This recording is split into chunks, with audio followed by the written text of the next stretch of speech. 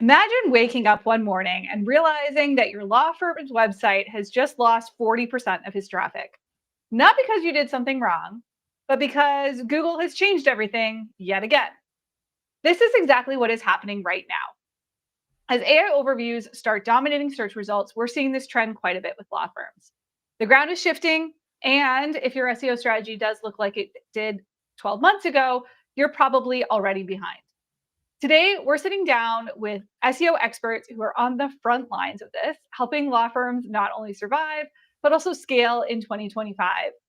And I want to introduce Chris Dreyer. If you haven't heard of him, Chris, why don't you just quickly tell everyone a little bit about yourself and what you do at Ranking?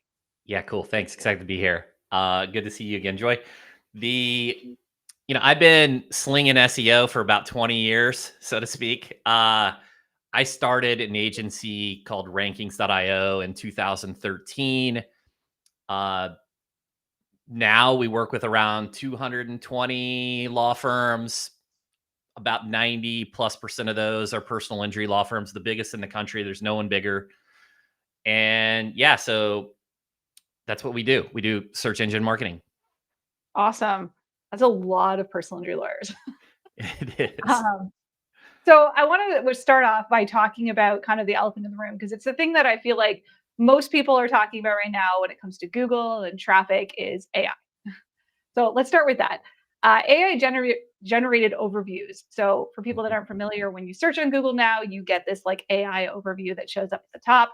They're reshaping the search landscape. And there's been studies that have done that show that sites are losing about 40% of traffic. And it can happen pretty quickly. Actually, I have a couple visuals here that I'm going to put up on the screen to just show people what we're talking about. Basically, as AIOs increase in the search results, which they have increased quite a bit in 2025, we see this decrease in traffic. And you'll notice impressions kind of remain steady, but the traffic goes down. Those two lines are kind of inverted there. Seriously, not something you want to see as an SEO. So, Chris, what are you seeing as far as like how law firms are experiencing this kind of a drop? What patterns are you noticing? So much here. The great Oh yeah. decoupling, right? The biggest thing here is how the traffic's being attributed. So what we're seeing, because look, every platform wants to keep the user engaged on their platform. If you go to Facebook ads and you're doing ad strategies, it's going to be cheaper to drive ads to Facebook as opposed to your website. And so what we're seeing is some of the traffic's being misattributed. So it will, because in the AI overviews, it's driving it back to the GBP pages as opposed to the website.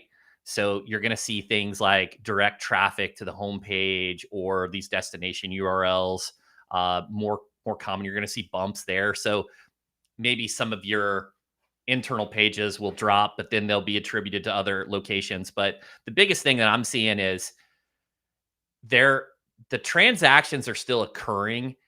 A lot of, this as well as I do, a lot of the best practices for SEO, now there are some emphasis on certain things, contribute to searchability in these LLMs. So yeah, we're seeing, it looks like a bloodbath. I mean, if you're an SEO specialist and you're reporting on impressions and clicks, it's nasty. But if you're trying to get deeper in the value chain, deeper, and talking about cases and conversions, it's not as nasty as it looks. Yeah, I was going to ask that. So, two things: are leads dropping? Like, are you seeing law firms where their number of leads are going down? But obviously, more importantly, are you seeing where it's like their signed cases are going down? Are you seeing either of those trends at all? I'm definitely seeing it go down.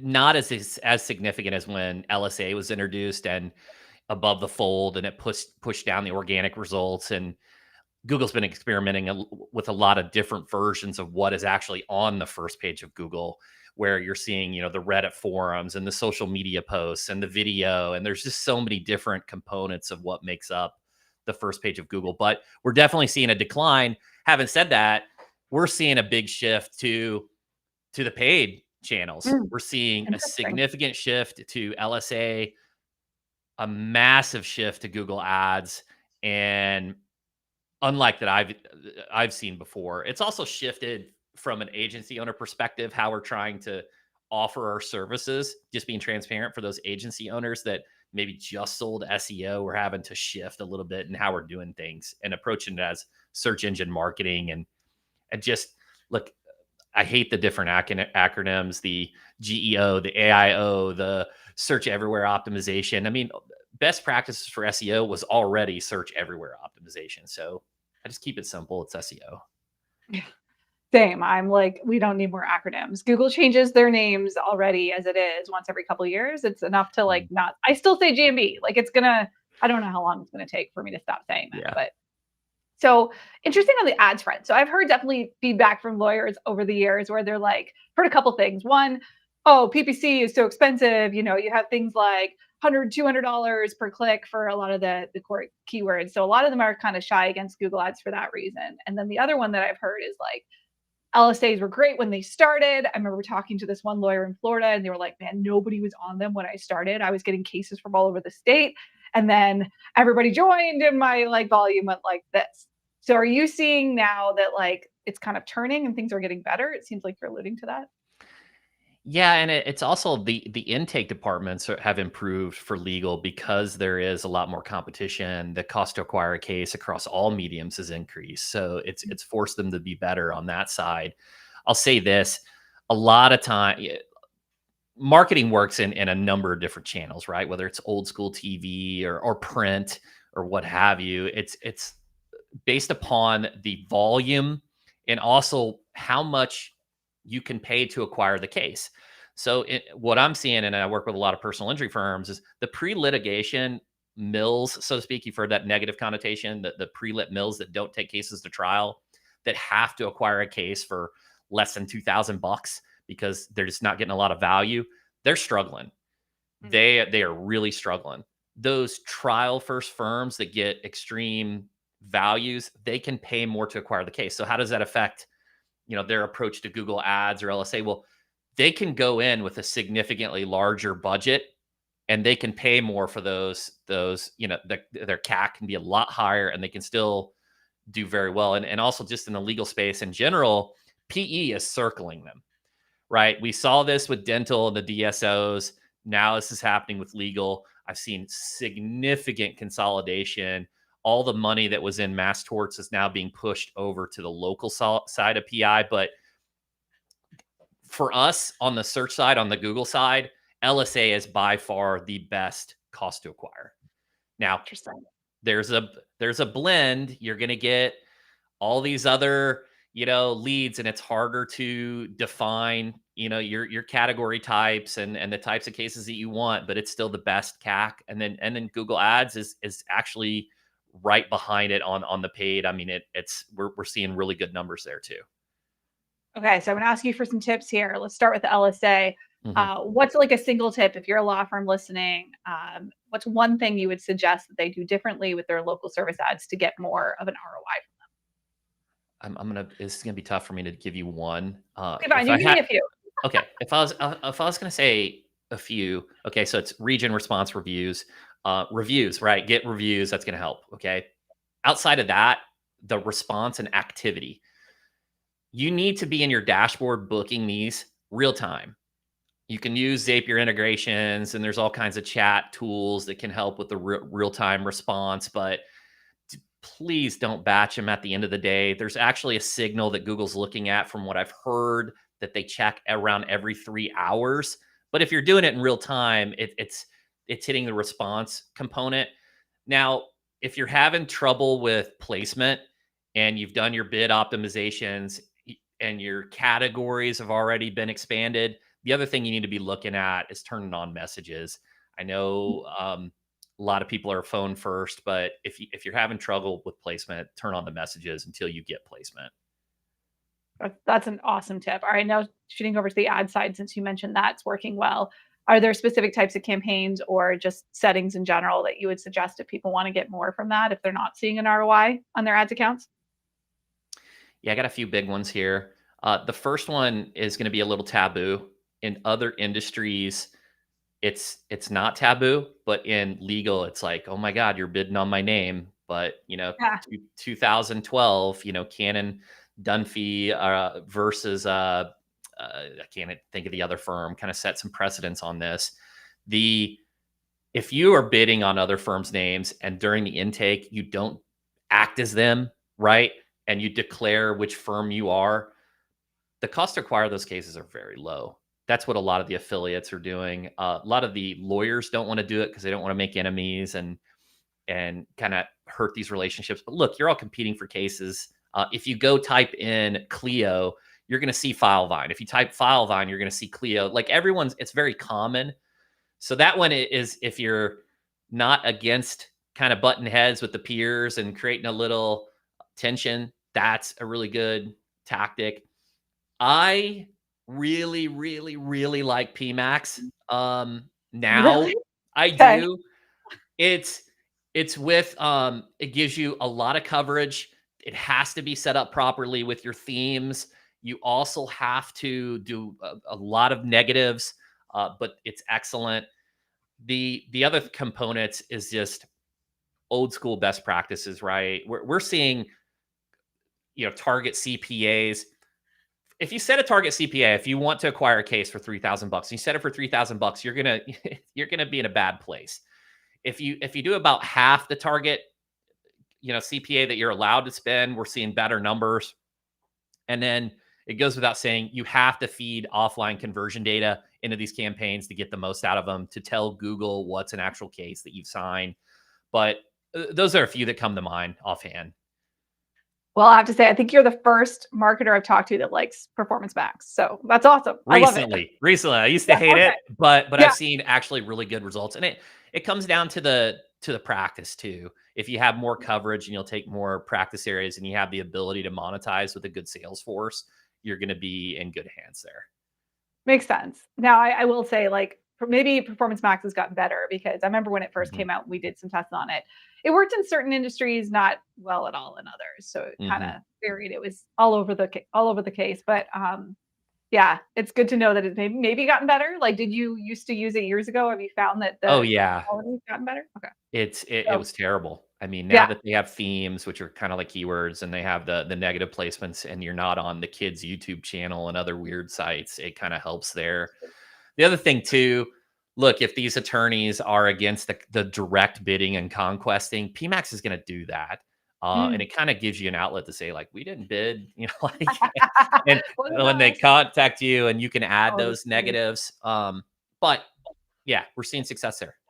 Interesting. Yeah, I remember competitor bidding is something that we've had a lot of pushback from clients on, and I remember there was one case that we actually like went back and listened to some of the calls, and they were literally looking for that particular company, and so they didn't want this other one. But I Mhm. guess with personal injury, it's very unlikely that they're repeat customers, right? So I can see why Yeah. it might work better than in an industry like insurance, where if you type Mhm. in State Farm, you might be looking for your State Farm agent and not, Allstate Insurance. Um, so I can see why maybe in an industry where you don't have a lot of like repeat customers, that this could be a viable strategy. Mhm. One quick follow up question: have you found any like state bars that have like a lot of problems with that? Oh yeah, so there's a few. I don't know them offhand specifically, but there's been a few states that are really against it. Right. There's Okay. some big lawsuits going on right now in Texas. There's Arnold Okay. Ickton suing Reyes, and some other firms are suing Reyes. Whew. Um, so I haven't seen any of these stick. There's also been some lead gen companies that are very prominent that if you're in the space, you know about. Uh, the issue here is you need to disclose that you're not the firm on the intake if you're, and that's where some of these lead gen companies have gotten into trouble. Sure. Yeah. Like you're pretending to be a firm that you're Yeah. not. That's a little Well, sketchy. someone asked for, let's say a big name firm out of Colorado, an Azar, and they don't say this isn't, the Frank Azar law office. Yeah, that's a big no-no. Hmm.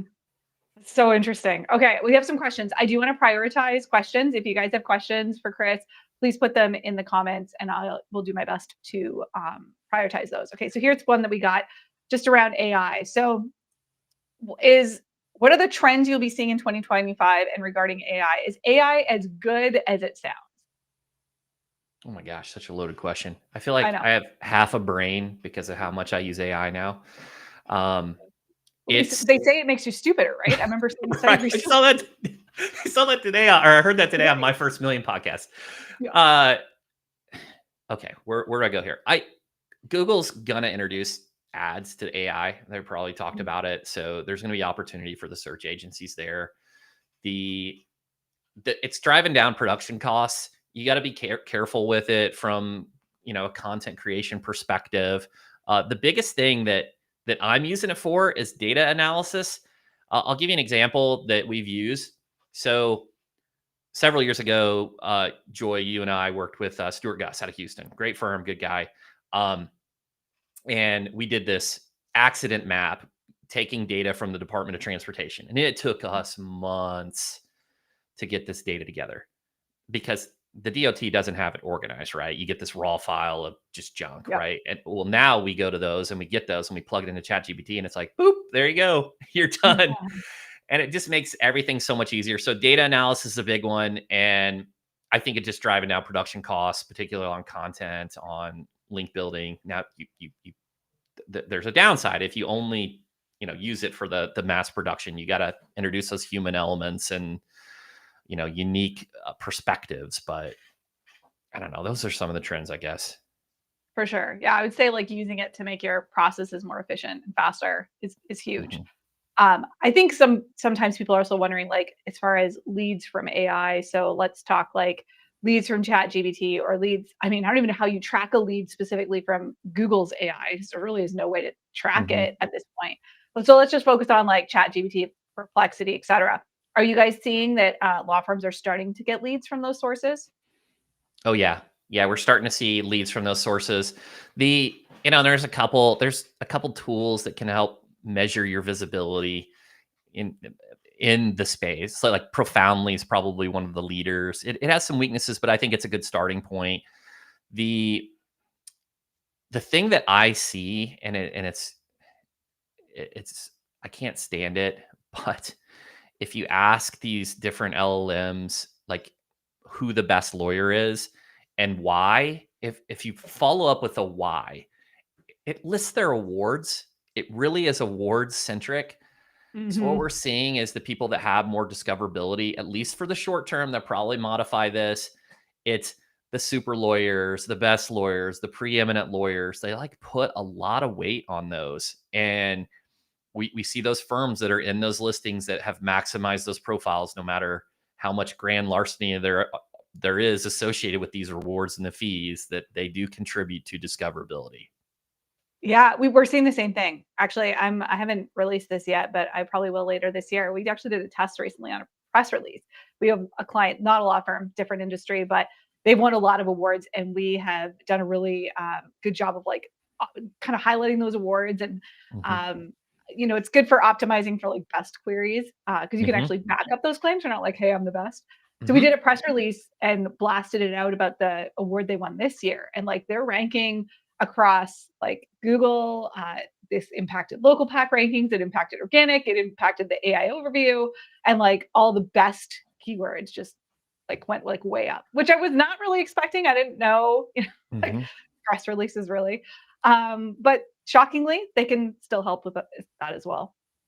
Yeah, the interesting thing is, and this, the restrictions for the advertising ethics and the guidelines on what you can do for legal marketing and use of superlatives, like declaring Mhm. yourself as the best or the expert or the specialist. But then there's like directories like bestlawyers.com Right? and super lawyers. And,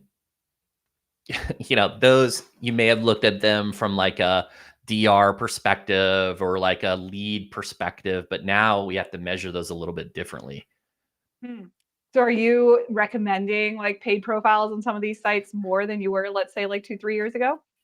Unfortunately, yes. Yeah, it's also, I know like people are like, oh, best practices for SEO, apply to the LMs. Yes, but like, was my focus in this area before like heavily? No.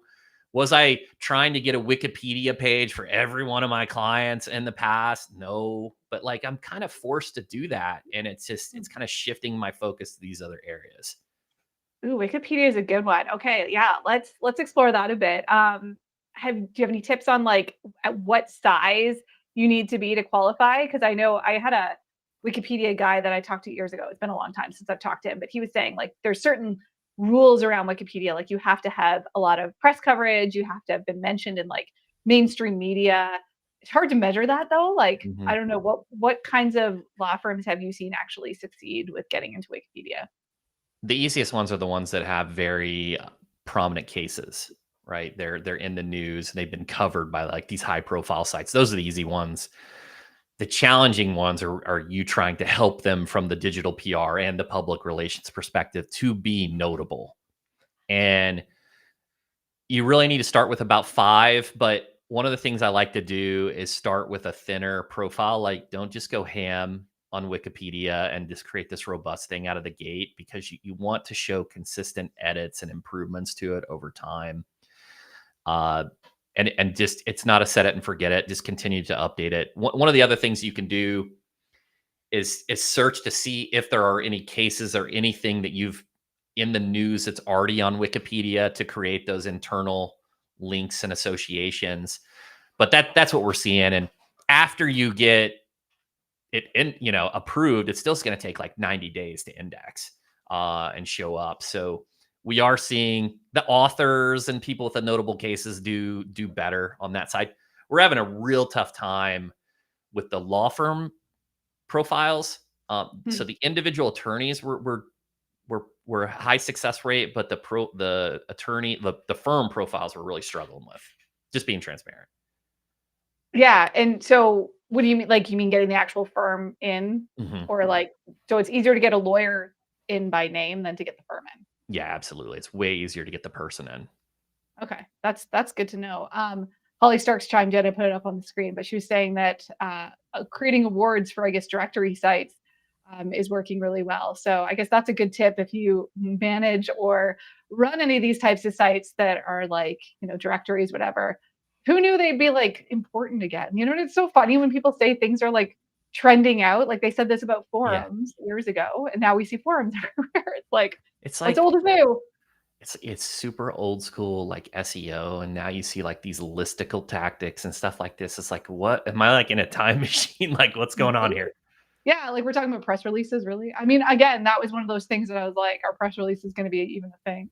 And I would probably have said no if you'd asked me a few years ago, but Mhm. here we are. There's a good question from Tim. Does AI have less of a negative impact on local versus organic? That's actually a great question. So I think what Mm. he's, like, alluding to is, like, is it stealing clicks from the local pack? 'Cause we do know it steals clicks from organic. Yeah, it's brutal for organic. The Definitely less, because they're trying to keep you on platform. They're driving you back to the GBP destination URLs.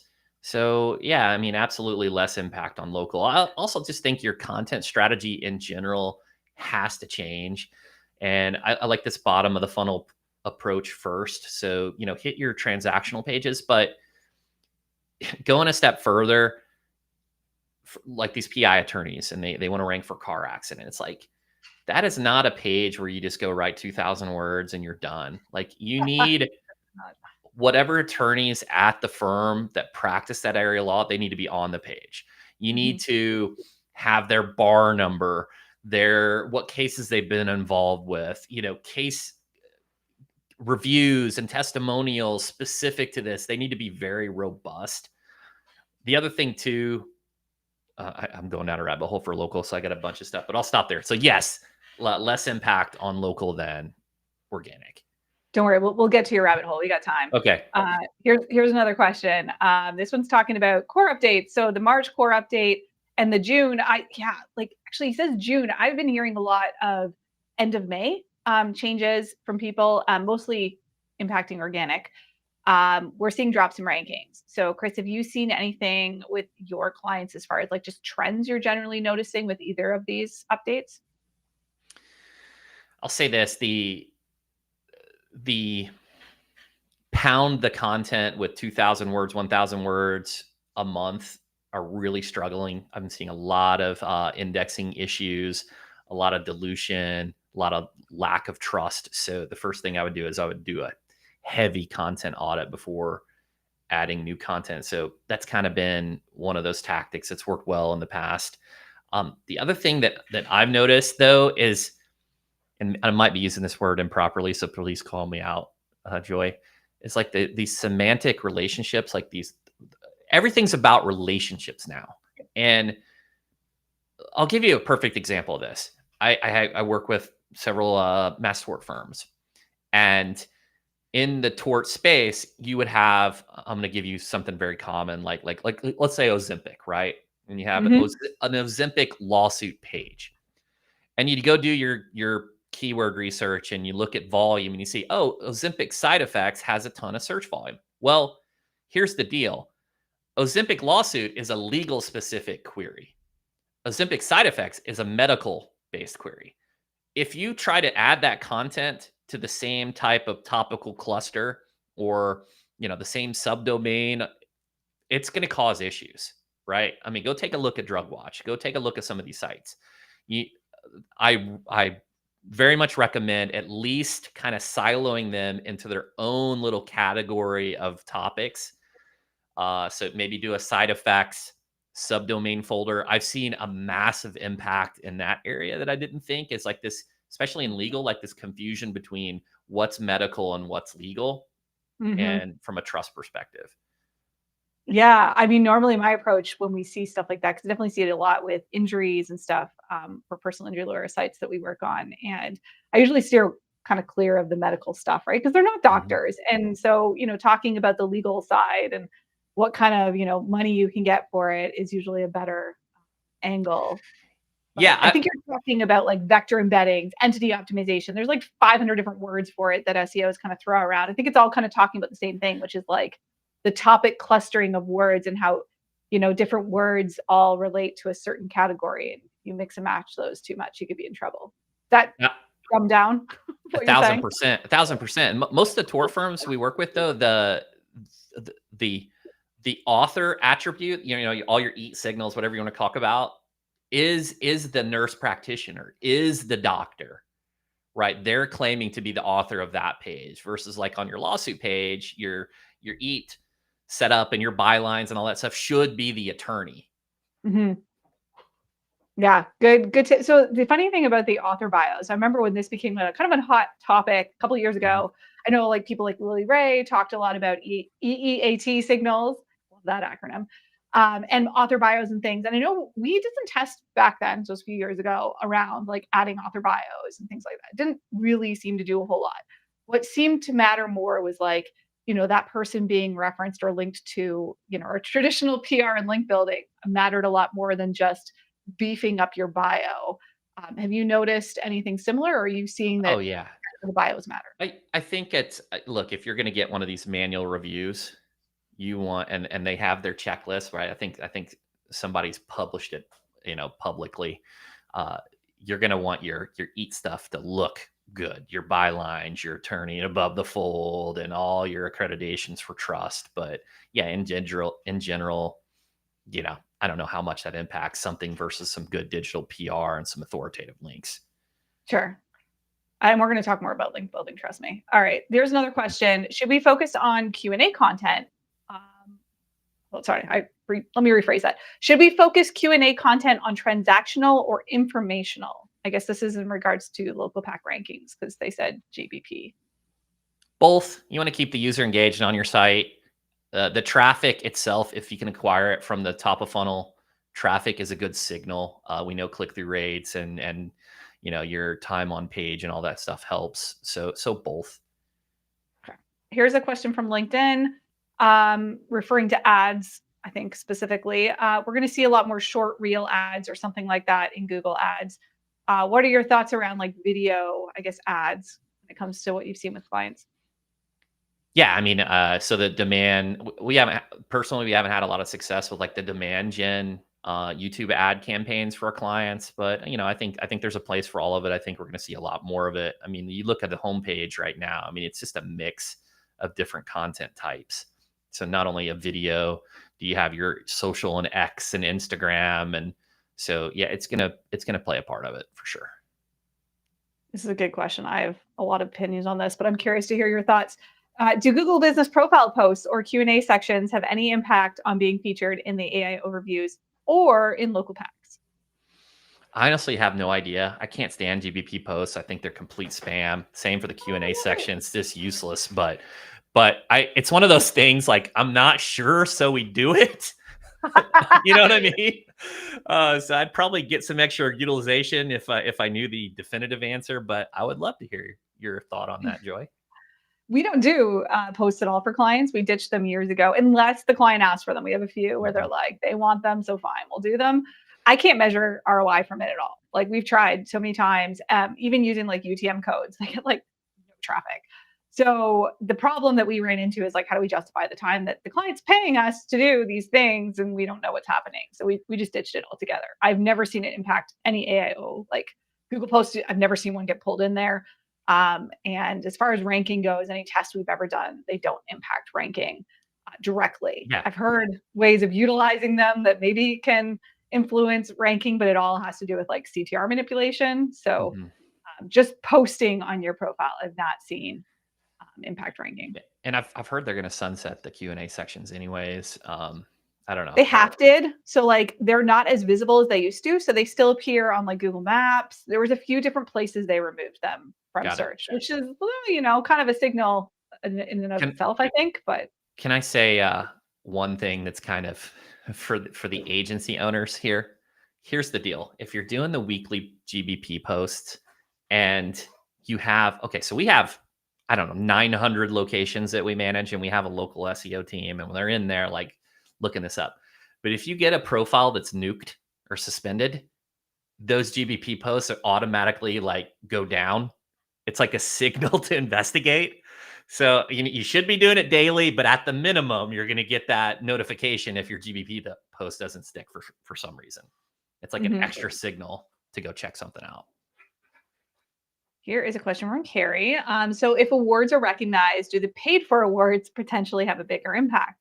I don't know. I'm sure you know this better than I do, Chris. Like which law firm directories are pay to win? I mean, some of them you can't even get listed unless you're paying, right? So what are your thoughts on that?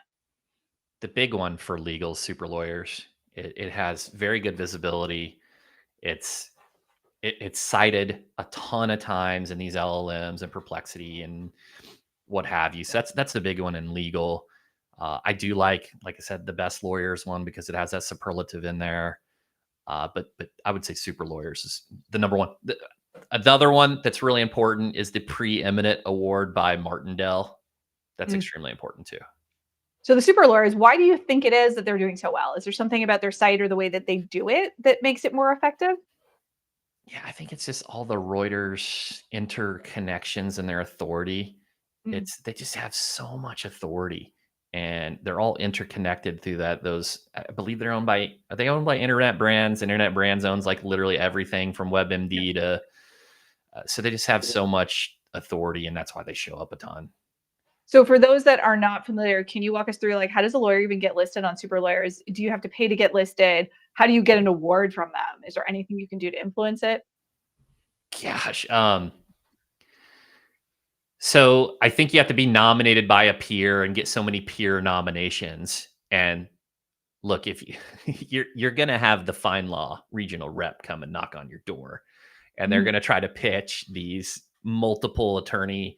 They're gonna help you get nominated. They're gonna Mhm. have their because they're regional territory reps and they get commissioned on super lawyers. So if they get one person in and they want to get your other attorneys on your firm listed. So the easiest way is, reach out to your local territory rep because you're gonna have to pay through them anyways, or talk to a peer that's already been nominated. And I think that's your starting ground there. Yeah, I was gonna say if you and I were both lawyers and we had profiles on super lawyers, it'd be as simple as me like calling you up and be like, "Hey, Chris, can you Yeah, nominate me?" yeah, Yeah. and half Okay. these lawyers are in the same building. You know that as well as I do. Just not run down the hall. Hey, I'll Yeah. I'll nominate you. You nominate me. As long as they don't practice the same type of law, there's no conflicts there. Mhm. All right. There is another question around GBP. So let's talk about actually reviews because Mhm. reviews is a big one. And I can't remember if I put questions on my list to ask you, but I certainly want to talk about reviews, especially as it comes Mhm. to lawyers, because we have seen over the years, if you asked me like 5 years ago, there wasn't a whole lot of issues with fake reviews.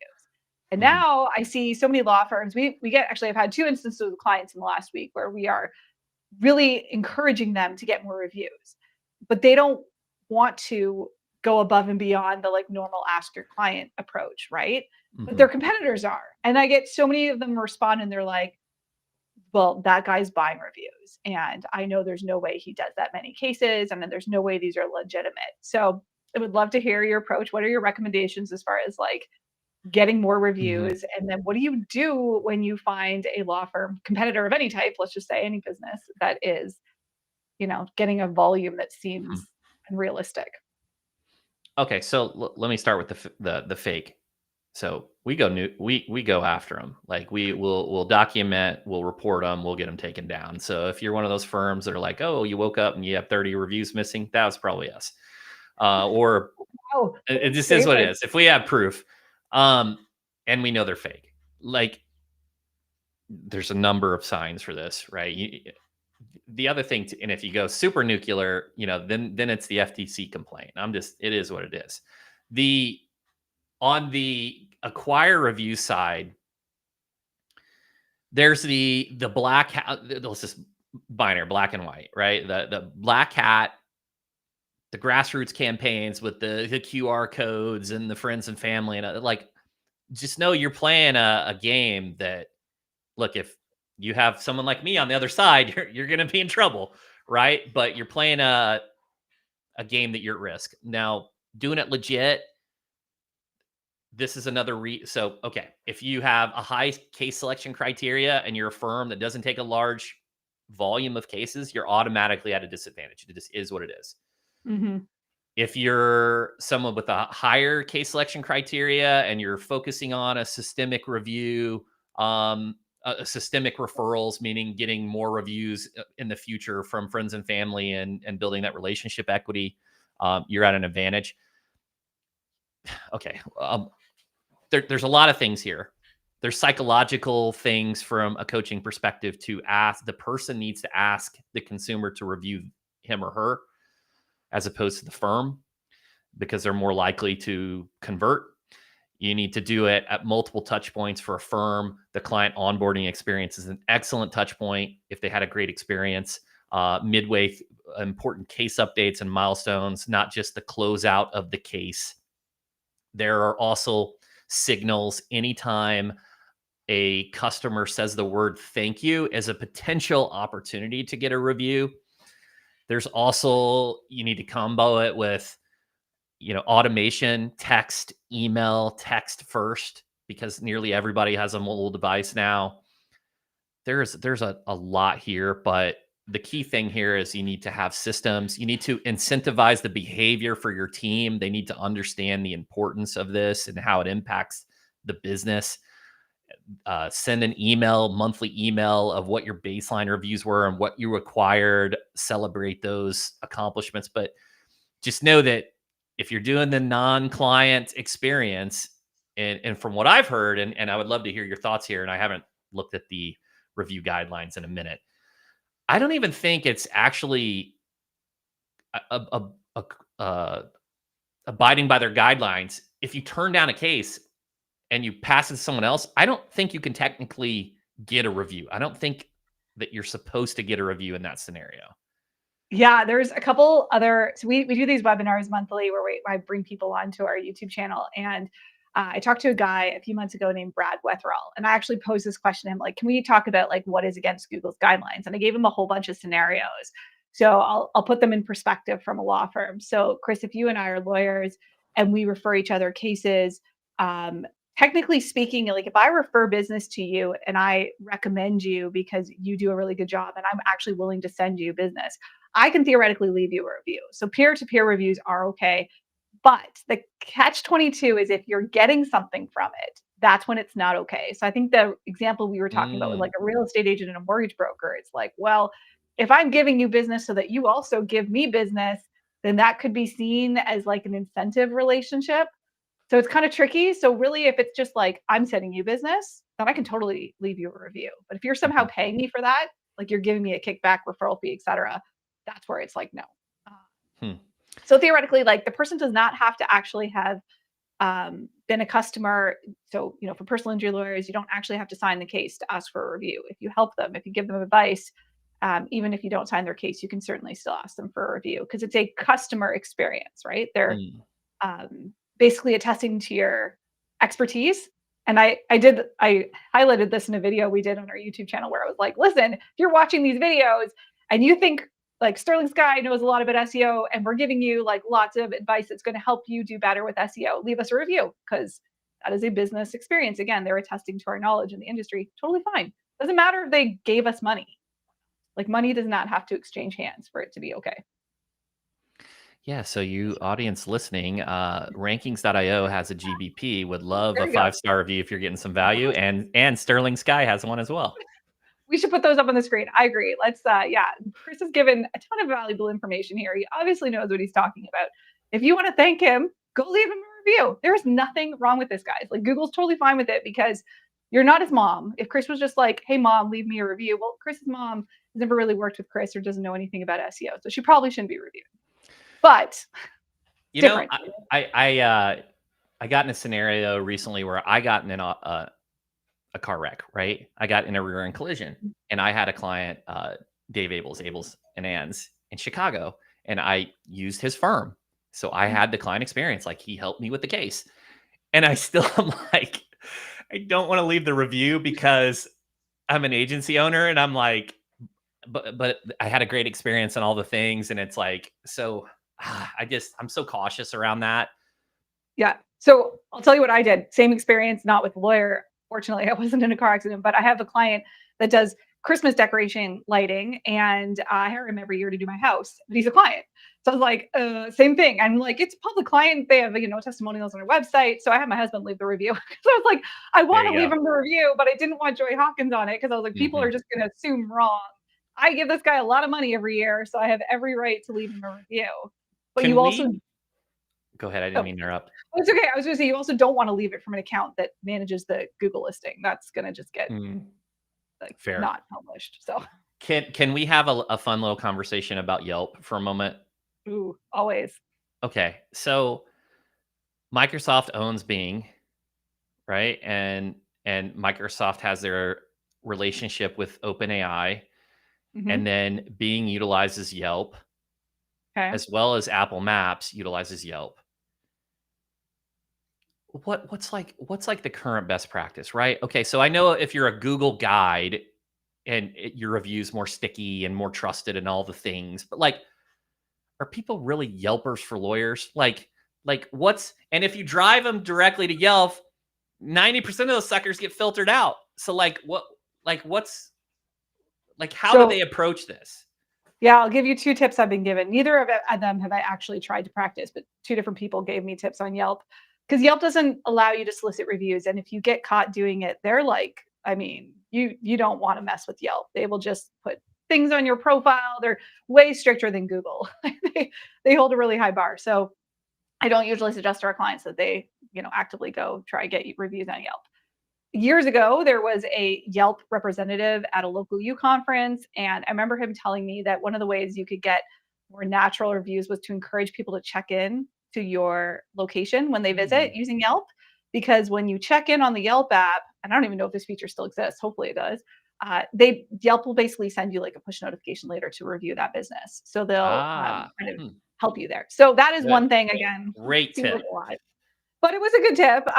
The other one is an agency owner that I was on a podcast with told me that Yelp ads is shockingly a good way to get more reviews because if you advertise on Yelp and then somebody clicks on your ad and then like contacts you again, Yelp's going to try and get them to review you after, and they're going to prompt them to do that because they know that you Mm. called and clicked on the ad. And these are people that are Yelp users, so they are the perfect people to leave your reviews. And I remember picking his brain and being like, well, like, what if it's a bad rating? I'm like, have you actually advertised a business that has like a 3 average or a 2 average? Like, and he's like, you could try. He's like, we certainly have tried this. So we have a client, I think, that's going to be trying that because their average Yeah, sucks. But yeah, and yeah. it's like okay, so we have these clients where we crush it and they have the 4.9 on Google, and then you go you look at their name and their Yelp review, they got the one star, the 3 star, and it's like, look, hey Bubba, If they use Apple Maps, they're showing Yelp reviews, and you're not going to convert and capture that client. So if we're talking about capture and demand, like that needs to be a focus, at least to get a few. Yeah, another big one I'm keeping an eye on. I don't know if it matters, so I don't want to say like go start doing it, but it's certainly one to keep an eye on is Facebook reviews because that's another one that Bing uses. Mhm. If they don't have Yelp, they use Facebook. And then again, if that's what ChatGPT is using, maybe Facebook will become more important. It's a big maybe, guys, but it's something to watch. And I don't think any businesses pay attention to Facebook reviews. Like I can't say I've ever met a business that is like actively pursuing Facebook reviews. So The might be one to discovery, look at. yeah, and we're seeing Yelp cited a lot Yeah. on the Elms too, and it's like, oh, I'm pulling out of the bag. I kind of ignored, or did my basic optimizations Yelp, but it's like, really now I got to start really crushing Yelp again. It's like it's just weird how focus ebbs and flows with search. Okay, so I'm gonna one more question on reviews, and then we have a pile of questions here that I got to get to. So you have a law firm, they're a client, they are just not getting new reviews. Let's say the last review they had was 2 months old. Their Mhm. competitors, on the other hand, are getting like 5 new ones a month. What is your advice to your lawyer client? Do you think it is a deal breaker if they don't get reviews? Can you even keep them in the local pack? Sorry, it's kind of two questions here, but how do you handle that? Ooh, those are tricky. So from a value perspective, kind of echoing Hermosi right here, we need to decrease their effort and sacrifice to do this.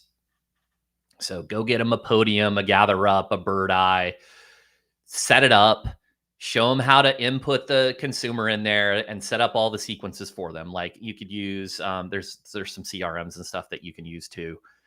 So first, decrease the effort Mm. required for them to get the review. Then it's like constant reminders. It's sprinkled everywhere. If you go to how to improve your local results, region relevancy and prominence, and under prominence, it talks about reviews. It's literally everywhere. So you have all kinds of people telling you to get reviews. And then the other thing that we do is we measure in our weekly meetings on our leading indicators the review frequency of their cadence, their ability to acquire versus their competitors. So, as well as I do, moving from result 30 to 6 is one, like, okay, that's one part of the game, but then getting to number 1 or number 2 is a whole different strategy. And if they're acquiring reviews at a pace of 3 a week and you're 1 a week, like, we can only do so much from an offsite authority perspective, and all the entity relationships and everything, but you're at the end of the day, it's really gonna hinder your ability to get them that number 1 spot. All right, I lied. I have one more review question. Okay, so I'm actually gonna be interviewing Curtis Boyd on our YouTube channel next month. So he is someone you definitely want to talk to when it comes to fake reviews because it's literally his company is set up to I kind know of Curtis. monitor. Yeah, so I have a lot of questions for him, but I'm going to actually ask you the same question. You talked about reporting reviews. I find it's a bit of a catch 22. Again, I've done a lot of this, but one of my frustrations was just the astronomical amount of time it takes to compile enough evidence for Google to actually act on it, which is a lot of time. And then the success rate, from my experience, was super low. Google is just like you have the cases where they actually do act on it, and I certainly have seen law firms lose all their reviews, but they seem to be the minority and not the norm. So how do you justify the amount of work that goes into it, and like what has your success rate been like at not only getting Google to take them down, but like what's to keep them from just going and buying another 100 tomorrow after you get 100 removed? Okay, so couple things here. Success rate is low, but when you're in a scenario where we're dealing with these clients for months, I mean, you have clients that probably have been with you 7-8 years, and we do too, right? And they're in that second or third spot or fourth spot, and especially if you're in that fourth spot, and it's like every little thing that you can do, if your client is abiding by the guidelines and they aren't, then I think you have to do it, even though your success chances are low. But if you do hit, it's significant. I'll tell you this, and look, I have no shame. If the lawyers listening, like you got these offices and you don't have bodies in them, we will send an investigator there and record it and we will take you down. We will. Like, we will. They're breaking the guidelines, right? And so that is one that we will do that's way more powerful, right? Get their whole listing suspended. They got these approved that are next to a dumpster, and it's just crazy stuff. But I don't know why it's ignored. But like, look, your client hired you to get them cases, and they're abiding by the guidelines, and the people in the number 1 and number 2 spot aren't. Like, you can do actions on your client's behalf, optimize the website, but then there's also like, hey, like, report the people that are the bad actors. It just makes the whole space better. It obviously depends upon the retainer commitment, what they're paying you in terms of maximizing your utilization and to get the most benefit, but you got to do what you got to do. All right. Well, I gotta get some of these questions asked here because they're piling up. What is the biggest thing we should focus on in Google Business Profile? Reviews, posts, connectivity with your website. What would you say are your tactics as far as the business profiles concerned? I think if it's the owner, I would say your sole job should be reviews. Is like really create a consistency here. I guess this is maybe one in a little gray area. I would coach them up on how to leave a review, right? Because we want to create these relevance relationships. If you're trying to rank for Seattle car accident lawyer and you have someone that's willing to leave a review, like, coach them up, like, hey, talk about your case and all the details as much as you feel comfortable in sharing. You were in a car collision, right? You're in an auto accident. Don't just say, hey, I worked with John and he was a great lawyer. Like, that's better than nothing, right? But go the extra mile, coach them up. So if it's a client, coach them up on the reviews. If you're the agency, give them the ability, the tools, the tech, and then you're going to want to focus on just, on-site technical entity relationships, the link building stuff. All right, here's another really good question. So you have 200 PI lawyer firm clients. That's crazy. If you could automate one piece of marketing intel for all these firms just to push it into their inbox every week, what would it be? Ooh. I would say share of market. Let's see here. Let me think. I mean, if I could get the cases from the competitors, that would be a good one. I would probably just give them their share of the market. There's several ways that you could track that. Okay. Yeah. That's a Give tough me one. one example. I'll have to Yeah. think. Give me an example of how you would show that. Yeah, so you could do local share of voice if they're doing traditional. So if it's completely off of search, you can do it by their airtime and their frequency on TV and radio. So that's a couple ways that I would do it. Awesome.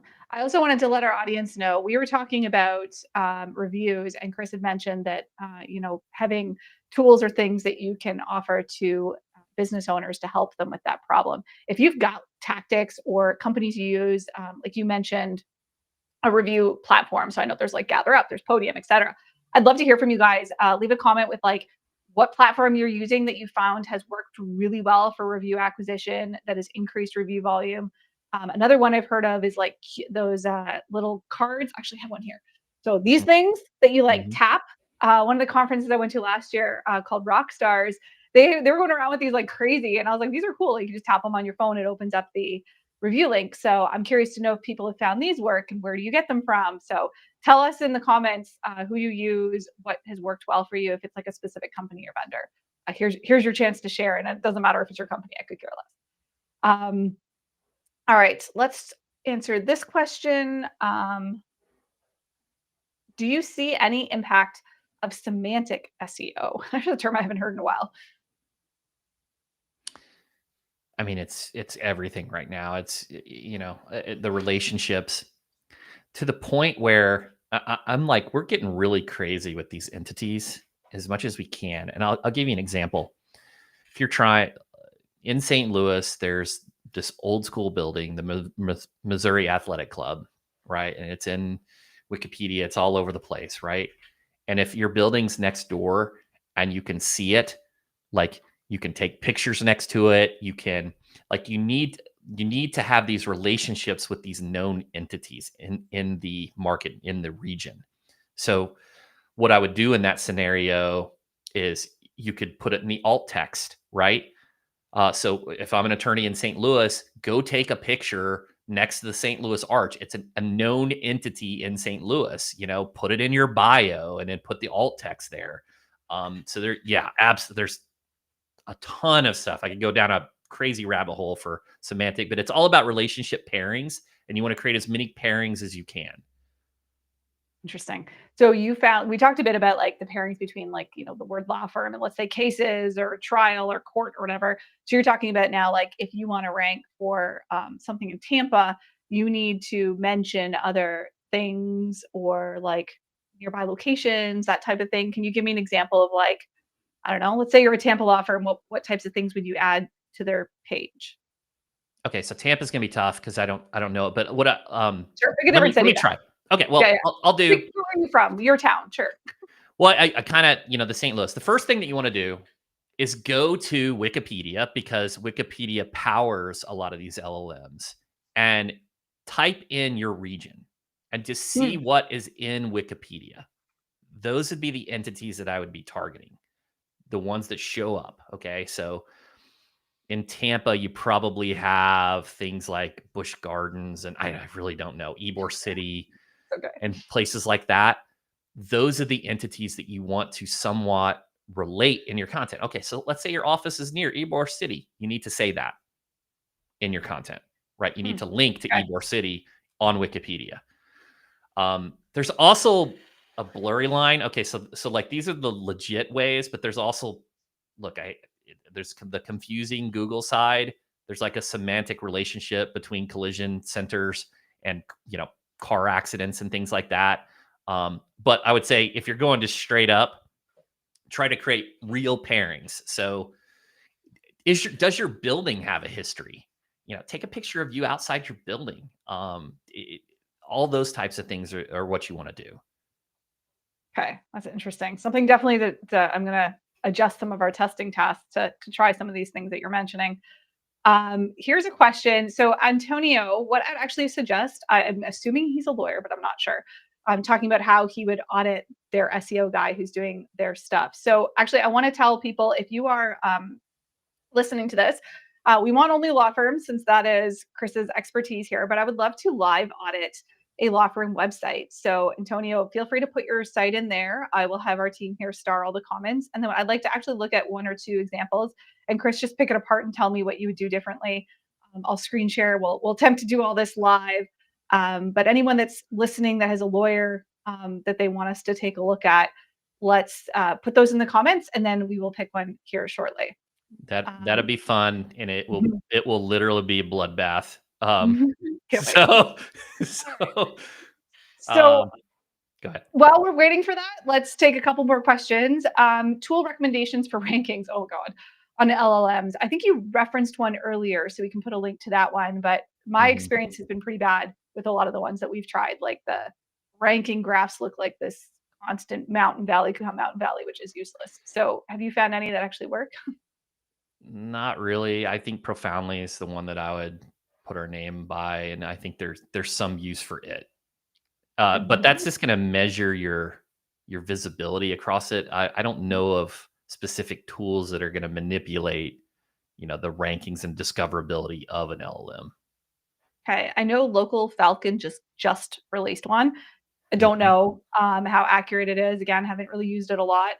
And I think Profoundly is the one that Will Reynolds recommended when I had him on here last or 2 months ago. So that one, I think I've heard a few people mention that one. Another question from Matt here. If you have three PI lawyers in the same geography, good question.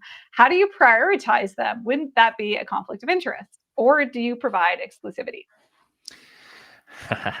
The $10 A million great question. question. Okay, so good question here. We do not offer geographic exclusivity. I'll tell you why. When we were smaller, we didn't run into this. But now that we have clients, let's say you work with a client in Chicago, and that client, you're doing a great job and they're signing more cases and they want to open an office in Miami and you got a client in Miami. Well, you don't want to restrict your client's ability to grow. Mm. And if you can't help them, they're going to leave you. You're incentivizing them to bring it in-house or to leave you. That's the biggest issue. So if you're an agency owner and you do a good job, you're freaking screwed if you offer geographic exclusivity. We do a middle ground. We do an arch enemy clause. It really keeps the lines less blurry, right? We will not work with X firm, right? Typically, when you're working with a client, they really care about just a few firms in their market. And there's all kinds of nuances here. Some PI firms target car accidents, some nursing homes, some mass torts, some have different case selection criteria.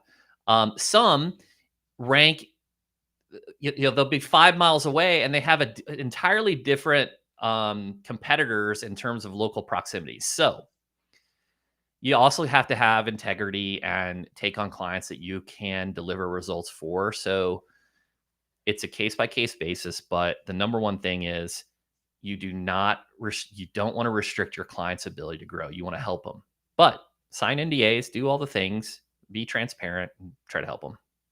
Yeah, that's actually a great approach. We don't run into this as often because we don't only work with law firms. I could see how it'd be a big problem if we did. We'd probably run into a lot of cases where we couldn't take on clients, but we certainly turn down, especially PI lawyers. That's our lawyer type that we have the most clients in. We've turned a lot away because we Yeah. do offer exclusivity. But it's challenging. I'm sure if we did more lawyers, we'd probably run into issues eventually, right? Especially at the Yeah. size that you're at, where you have 200. That's a lot. Yeah. And it's weird. I plugged in. There's like, of the top 50 something markets, there's like 20 markets where we don't have a client. It's just we get them in all these different odd spaces that you wouldn't expect. And they have different practices. Some are maritime, some are nursing, some are elder abuse, and it just what have you. Yeah. Well, if I don't get an example law firm website in the next 5 minutes, I'm just going to pick one of those markets, Chris, that you don't have a client in, and we're going to look at one, and I'll try and we'll pick a site that's like fifth or sixth or something. Sounds Not good. currently. So here's another question we got. I've applied psychographic keyword angles. I'm not actually sure what that is, and update the copies based on that. Traffic has gone down, but the sorry, I don't actually know what this guy's talking about. Do you? Maybe he needs to reword Psychographic keyword angles. this psychographic keyword angles. I mean, I don't know. You don't know. Okay. If you want to reword your question, we will put it back up. I'm not sure. Yeah, you're too smart for me. Not sure. Yeah. How do you approach law firms who have seen so many AI overviews pull in results based on sources such as ranking guides by chambers and partners and Vault and their dominance? If they can't get listed in there, what is the next approach? Geez, I haven't had these issues. I haven't either. Yeah, Actually, I do think there's some tips in here. You definitely want to be from those associations that we were talking about earlier. You definitely want to be listed in your local chambers, your different associations. That should be part of your core local strategy. for sure. All right. Here is another question from Nikki. If my clients don't want to change content, oh boy, and they only want to focus on technical issues like crawl stats, will that even help them in ranking? So there was a time when we started where we would work with clients like that, and we would have to get content approval for everything, but that's no longer the case. I mean, we basically tell them out of the gate that we're going to write this content, we're going to publish this content, because what happens is it creates these bottlenecks for your throughput and your throughput and your results, where you do all the work and you send it to the client for approval, and they redline it and do all this BS, and before you get to post it, it's 90 days from now, and then they're asking about results 4 months later. So we just completely nix that. We also front load a lot of content, so a lot of times we'll just go ham really early to get the stuff that they need. She added some context here. I guess they can't invest in new content. I mean, like goodness, that's so much of SEO. I don't think you should invest in SEO without a content strategy. Do you agree? Yeah, I mean, the cost of content. I mean, that's Yeah, they shouldn't be doing SEO if they can't Yeah. do that. Actually, they shouldn't own a business. Like, roll up the sleeves, get your hands dirty, do the things that don't scale early on until you have enough cases coming in, and then hire the labor to do it for you. Absolutely. Yeah. Couldn't agree more. All right, Chris, give me a market that you don't have a client in, if you know one off the top of your head. And I'm going to try Oh, and pull up a website here. oh God. I don't think we have a Boston client. Boston. Neither do we. Good one. All right. I'm like, wanting to make sure there was no conflict of I'm not interest here. positive. I'm sorry Okay. if we Yeah. do have Yeah. a Boston client. Okay. Your Boston client is listening right now and not happy. All right. I'm going to share my screen here. All right. So I'm purposely going to pick one that isn't first. I feel like so I'm gonna go down a bit. Which Okay. one looks interesting to you, Chris? Just pick one. Oh, there's a number there. Let's go down a little further because I'm recognizing some names here. Let's go down a little further. Let's do the Harris one. Harris, Crow and Harris LLP. Yeah, let's do it. Okay. So I'm gonna pull up their Google business profile first. Let's look at Can that I see first. their map too? Yes. Let me see where they're at. Let's see if I can pull this up. There's a Okay. this view makes it really hard for me to actually pull up Google Maps, but here we go. Thank you to the Gather Up tool. All right, so they are. Let me change this back. They are there. Looks like pretty solid center of Boston. Okay. And they have 146 reviews. We can look at the reviews first. What for anything that kind of jumps out at you I here? mean, do you want me to just word vomit here? Oh yeah, yeah. Go for it. Okay. Tell me where to click too. Like Uh, what you may look okay. Offhand, the first couple reviews that you showed, there's no replies. Go to at. recency of reviews. Yeah, I sorted by newest. So their Okay, newest so a one month isn't ago, updated. they're not getting enough reviews. Their Yeah, there's no name isn't. replies.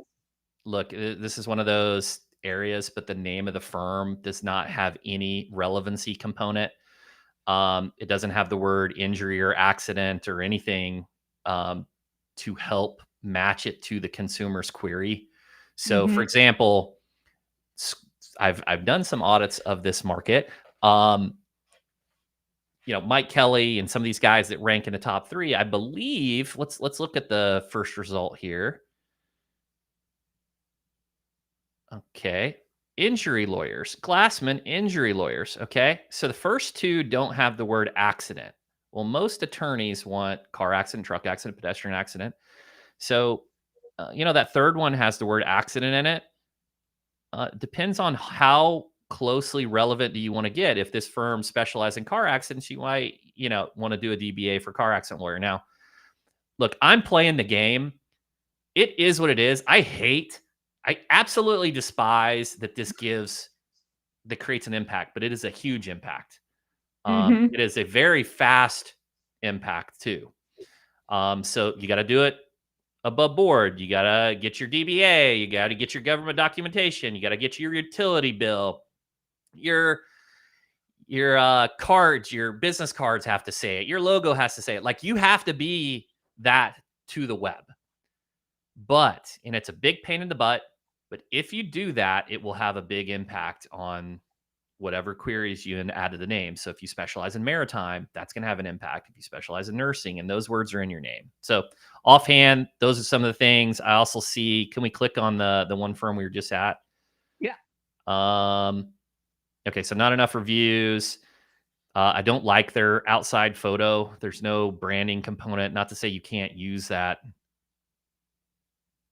I would also, if I was looking at this, I would hover to see if it's alt text to see whether they uploaded these images via mobile device or desktop.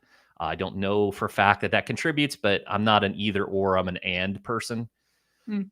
That photo is 2021, so I'll get some new photos. Maybe get a 3 there. Yep, that's what I was looking for. The 360.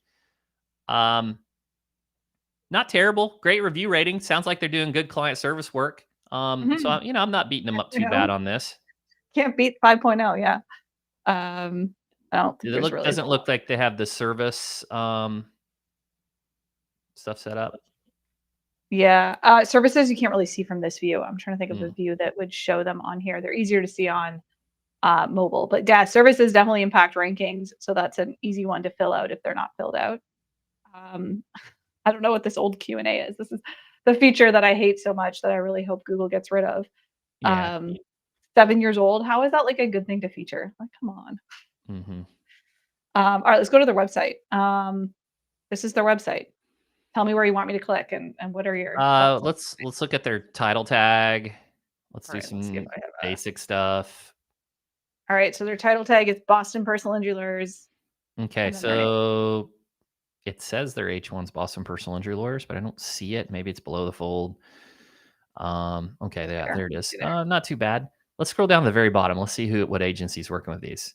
Oh, oh no, this is true. Oh dear. Scorpion. Uh-oh. Oh boy, Uh-oh. we didn't plan You this, are did we? in trouble. Um, okay. So, I mean, the homepage, the design looks good. Let's go back above the fold. I can just tell you right now that if we plug this into Ahrefs or SEMrush, they're going to have like 40 referring domains. So that's what's killing them. Their content, the this all looks good from like an aesthetics perspective. The H1's correct. Um, it's just going to be terrible from an authority perspective. So, I mean, I don't have anything too picky on the overall design. It got the social proof components. You know, you could. I think the stuff like the alt text on every little image and things like that, and even the core web vitals, the speed is massively overemphasized by the SEO community. Mm-hmm. I have a feeling from the prominence perspective, number one, they don't have enough reviews to compete in the top three. And number two, the other side of prominence is I guarantee if we plug this into Ahrefs or SEMrush, they're going to show like, I'm going to guess 60. Oh, I was off. Here we They're go. I was 45. gonna 45. Okay. All right. Not enough referring domains. And then I would also, let's look at their URL architecture. Did you see that they just updated all that? Their URL recommendations for Google. I They just, did. I don't know what to make of that. I don't know if we agree on URL structure, but it's one of those things that I think is overhyped. I yeah, think you have keywords in your URLs, folders, no folders, like I don't care. yeah. Haven't seen it made a difference. I had a I, question about these. mhm. These aren't linked to anything. So is it better to have them linked? Yeah, much better have them link. I would no follow them though. Also, the order. Okay, so there's things like the home button. So you're driving relevancy around the first thing they're going to crawl the home. Your first top practice area is going to be crawled. So if your top practice area it appears as medical malpractice, they purposely placed it there. Um, I this site looks decent. Let's go to an individual page. That'll be able. Let's go to their Croxon page. Whoa, what is that? Okay, so yeah, that's one of those nasty URLs that Google wouldn't like for sure. Just like, what is that? Um, I don't know if they all do that. Let me see. Yeah, that's strange. vehicular accidents is bolded. Um, Oh yeah, bolding. Oh, where did I hear mhm. that? Somebody was. I think it was one of the things that came out in the leak, the Google algorithm leak document that came out last year. One of the things that was in there was bolding keywords. I was like, what? Bolding God, you keywords? know what? It's sad. We It, do it. does it We work? do Or it. have you tested it? It's one of those things since like 2012, that we used to think had an impact, and it's like, I don't know, it takes 2 seconds to bold like the main phrase, and it's like, All right. all right, let's scroll down. Oh, let's talk about these. Okay, table of contents. Actually, it's funny. At I think it was Brighton last year. I can't remember if it Mhm. was Rand Fishkin or Will Reynolds. One of they both had keynotes, and I can't remember which one of them was like just crapping all over a table of contents. I think it was Will Reynolds.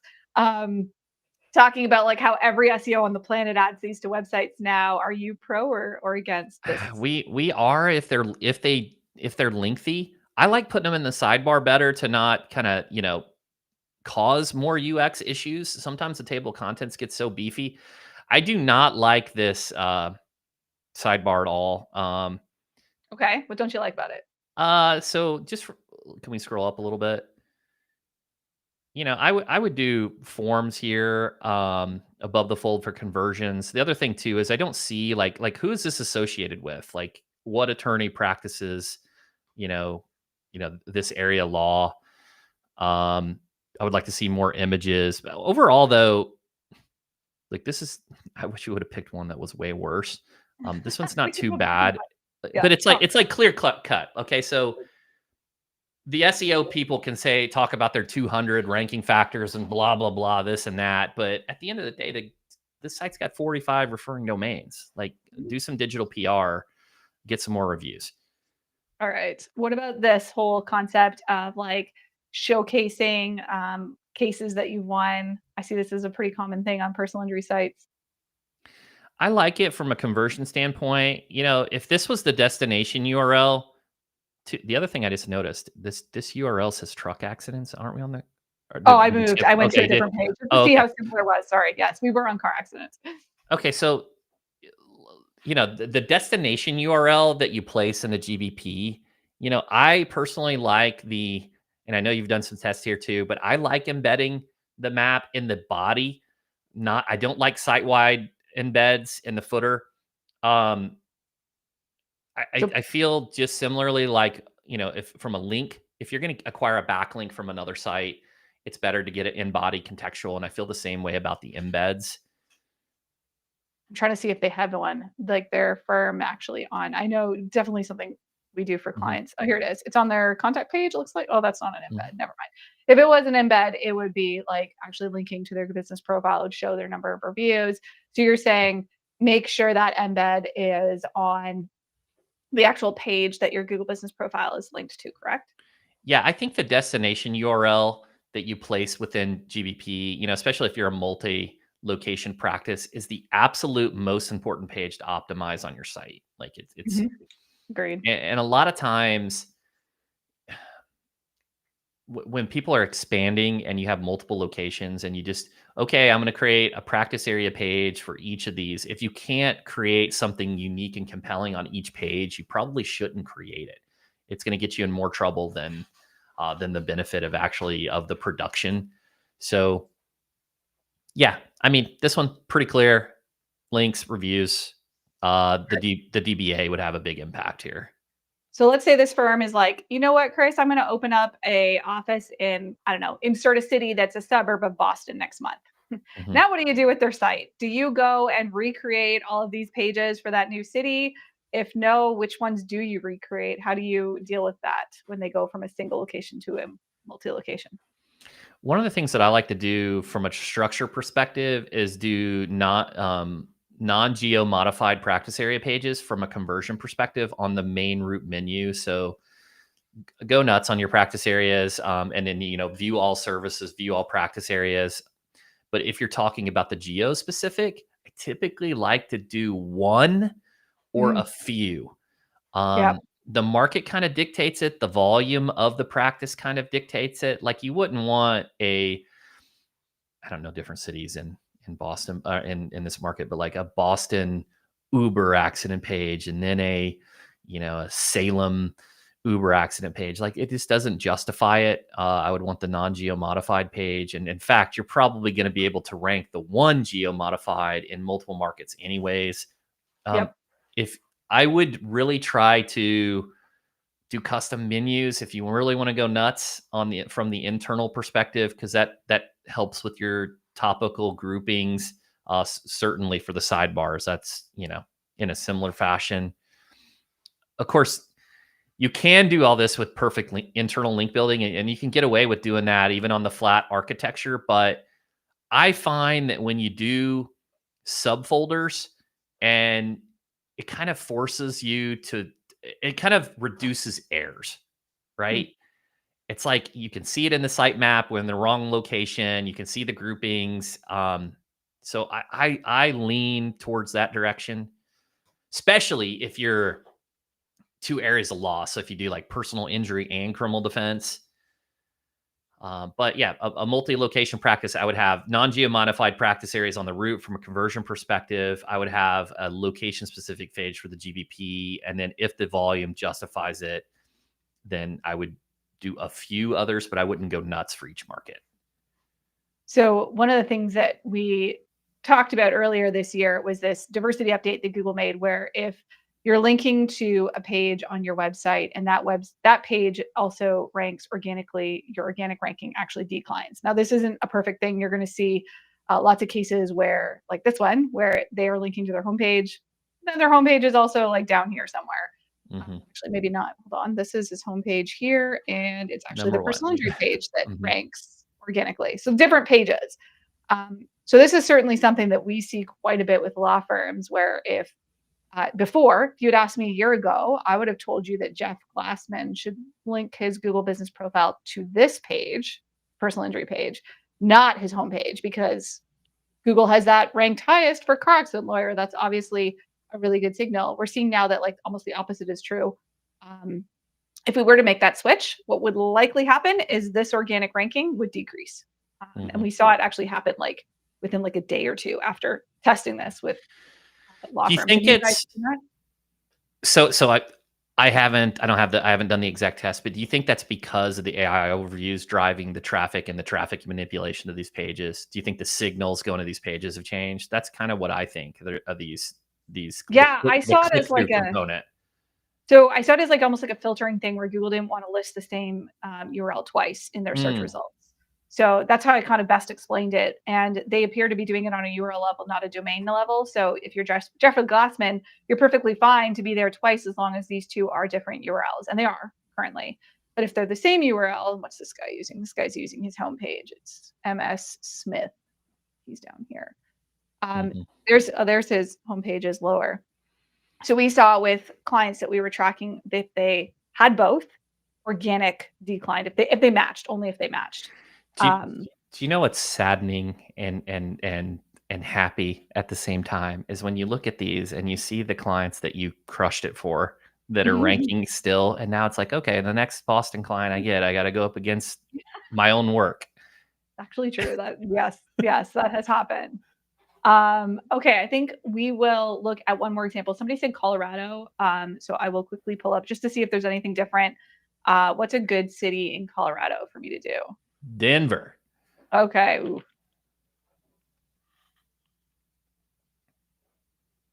the land of Frank Azar. Oh my gosh! Wow. Um, Lovely. he's got a Okay. lot of billboards. There's like I don't Denver know how Cross. much I can talk about this market. We can go Um, down and pick, or was it about you? I mean, you picked Denver, Chris. yeah, we've right. What about Fang accident lawyers? We could look at them. Yeah, Is that we do. I a good think one? that's an old iLawyer client, I think. Let's see. Um, yeah. Fang accident lawyers, I right? mean, let's So talk they're about this relevant though. for Like, this is God. funny from a branding perspective. You got Denver Crocs attorney, and I'm sure this is Mhm. actually an attorney name. So this is Jeremy Rothensaul, and then these guys, it's like, This but is a like Denver mhm. person. Okay, I want to talk about this guy. Registered trademark of my Now, keyword. good or bad strategy? I have a lot of thoughts on this. We had a client do this. Denver personal injury lawyers as your business name. Okay. For every negative, I can think of a positive, right? If you go to Michigan and you see, Steve Gerson for Michigan Auto Law completely Mhm. destroys that market. I personally, okay, relevancy signals and search, you're trying to, okay, you're going to capture it. I don't like it from a branding perspective because the brand traffic has value, Yep. the brand signals. So you're not differentiated in the market. I wouldn't do it, but it's certainly going to help you, in my opinion, from a search Yeah. perspective. So where it backfires, we had a client that did this. They came on as a client and their name was literally city keyword. That's it. Like that was their firm name. And the problem was they didn't have a one box for their own brand name. So their own clients searching for them are actually seeing competitors Mm, instead of just them. And with branded search being like a huge thing that Google is factoring more and more into rankings, like they want mhm, to show brands that actually get brand searches. I think you're shooting yourself in the foot if this is your main name. So I think a better solution here would be to be Chris Dreyer, personal injury lawyers, that you get mhm. the best of both worlds. Then you have your unique identifier, but you're not left to the mercy of like, if I search this, let's try. Well, without the registered trademark, I doubt these Yeah, I guys mean, have they the. have the denverlaw.com. So I mean, they're going nuts with it. I mean, Yeah. I just I think mean, they're it's, not going to have the entire search result, right? Like you don't get a mhm. single listing, right? But they do show up Yeah. first. So Well, I mean, it's just going to hurt your ability to market on other channels yeah, and maybe. to actually get, to build a brand and to get that its own search volume. Yeah. All right, here is the website. We didn't really look at like blog content at all on the last one. So let's look at that. Ooh, if I Oh can yeah, find it. that's definitely Okay, an iLawyer actually, site. so let's actually okay, let's look at these location served pages actually first. Let's pull a couple of these up. Let me get your thoughts on these. All right. So this guy, where is his location? Go away. Um his actual, oh my goodness, I can't even, I'm literally stuck on his site. Won't even let me click off this. Wow. All right. Look at these signals. They got you. Hamburger menu. I have a staff member that like you can't actually click off it on desktop. Hmm. I have a staff that like it's like her pet peeve when you have hamburger menus on desktop. Like Mhm. she's probably listening right now. But yeah, like that's do you have any opinions, strong opinions on hamburger menus? Uh, yeah, I like the old school on the desktop. Having said that, I mean, the search volume is like what, 75, 80% on mobile now. I mean, it's It's so true. weighted. So Yeah. All right, let's pull open this. Sorry, I was trying to find out where their actual office is. I was also Seeing- just looking at it's a slash home. Is that canonicaled? Oh, let me see if I can even get to the root. So, Yeah. So there might, assuming the canonical set up properly, they're probably fine. so I Um, think I got to that by clicking home in the menu. It went to hmm. home instead of their actual homepage. That's how I originally, but it looks like it's a separate URL. Mike, you better look at this, iLawyer. Maybe Love he's you, on here. buddy. So it looks He's a like they good have dude. 3 locations according to their footer. Geez, there we go. All right, Denver, Boulder, and Colorado Springs. So Parker, they do not have a location in, so this is what we would call a service area page. Is this something that you create for lawyers? Have you seen any good results from these? I've seen them completely destroy their websites by creating these pages. It used Oh, to work in the past. okay. And look, I guess case by case basis. If this page is ranking, then it's serving its purpose, right? But I personally wouldn't do it if I didn't have a physical location. And I Okay. in most scenarios would not recommend it. Ooh, this is interesting. This fact check thing. Yeah, we have that a lot on the like trying to manipulate the eat perspective. We see a lot of torts attorneys do that. I don't think it helps, but um, All right. yeah, And so you said you seen a site get destroyed by this. Elaborate. What happened? yeah. I mean, trying not to negative against people, but like some of the Nobody people in the knows who you're space, talking about. yeah, Clearly. yeah. Well, what they'll do is you have a word quota that you have to hit, and it's like, okay, well, I've got an office in Denver. Let me do Colorado Springs. Let me do all the other cities, Durango, and et cetera. And they're generic. They're duplicate. They're thin. They cause indexing issues. They dilute your equity and your focus to your most important pages. It's just it can cause some real issues if you do it at scale. I guess if you Okay. selectively do it and it makes sense, like this page here, not the best. If it's ranking, it's doing I did no not I didn't see if it was ranking. It's just okay. on their If it's site. ranking, then it's serving its purpose, but it's pretty thin. I mean, there's Yeah. nothing specific of the location. It's short. Yeah, this would be an automatic nuke page. Okay. Yeah, what do you do with it? You just take it down, redirect it to something that matters? Um, I actually don't do 301s, and I'm actually against the 301s. Ooh, Okay, so it depends.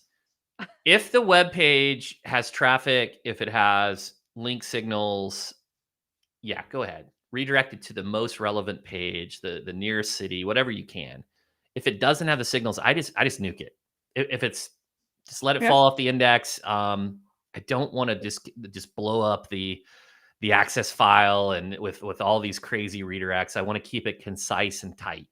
Okay. That's my approach. Look, Google's That's going to a save the past index regardless of what you do, even if you do the proper 301s. So I selectively do them if they have the signals, or if they serve like a navigational, you know, component to the site.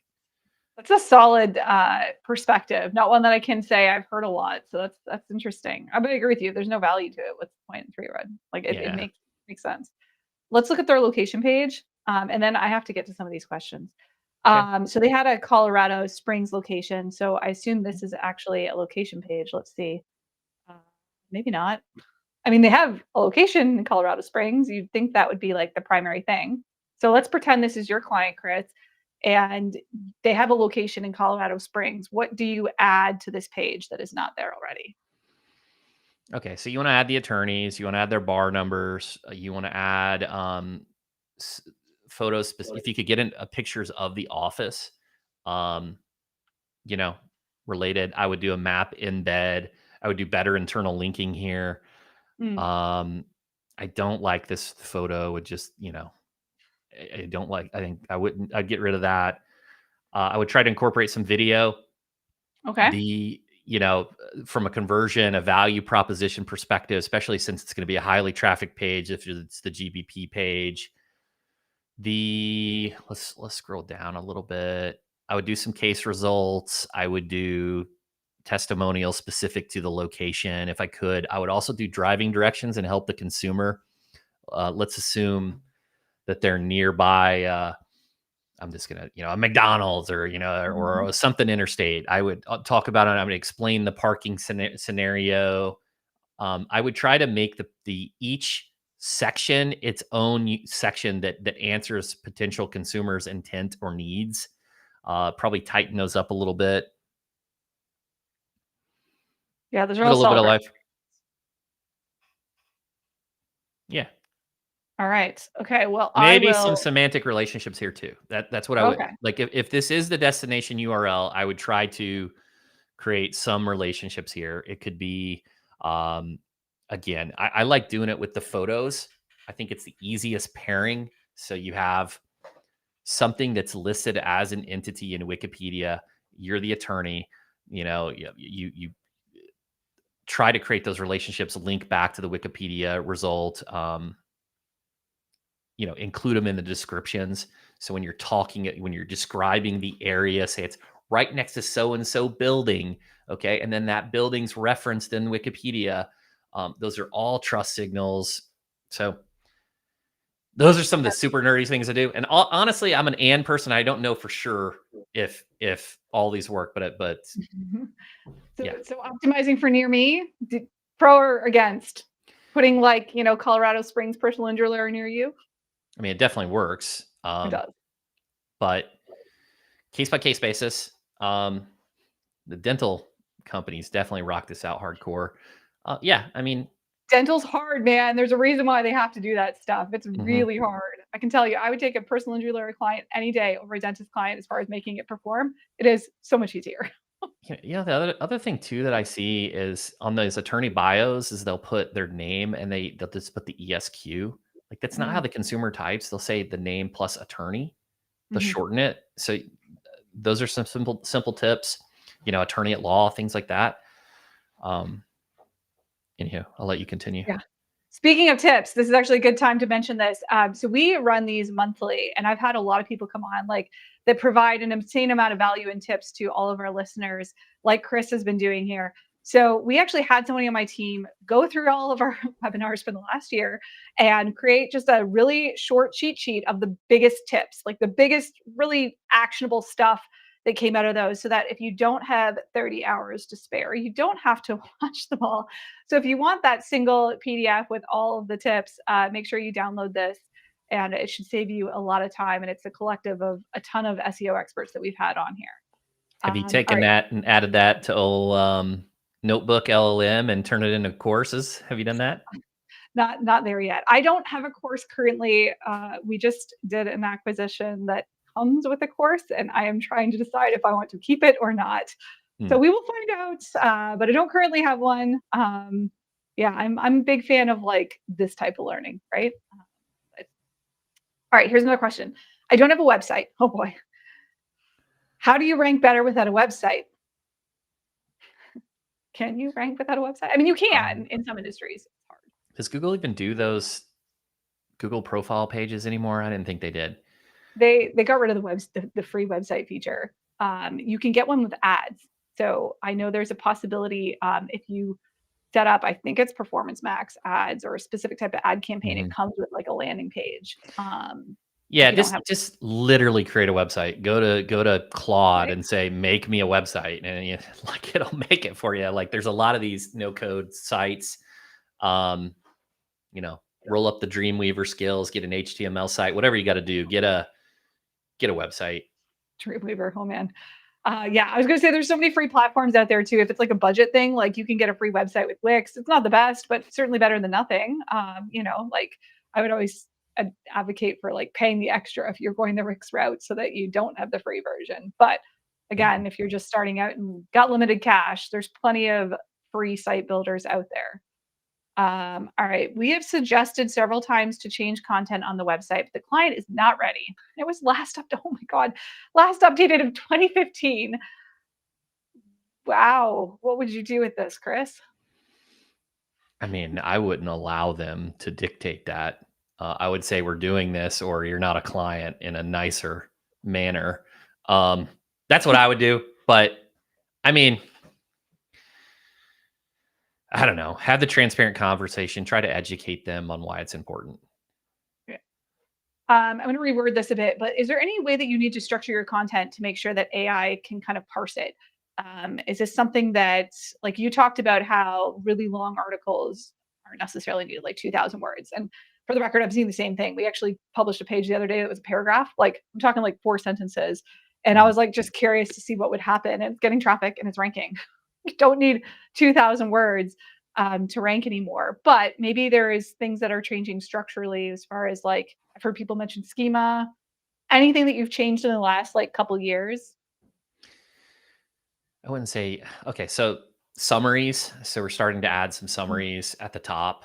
same. Kind of like the TLDR version for the content. The other thing, I mean, you nailed it. I mean, schema markup, FAQ markup is FAQ schema critical. Also, I see a lot of people really doing poor video SEO.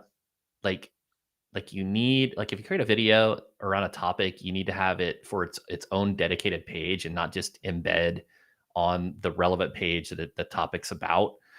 With video schema, that's going to help you from a discovery standpoint, and then take that and then link back to your core practice area pages. So there's some tactics there, but yeah, summaries, schema, good old school SEO. So schema, you said FAQ schema. You're a big fan of. Why is that? I know Google used to actually show like little recording folders and things like that. But what is it about FAQ schema that makes you pro? These when a lot of it's the behavior that consumers use on the LLMs. The queries are much longer, right, and more Mhm. specific, and then that's what you can kind of embed throughout your content. Um, we just see it manipulating the AI overviews.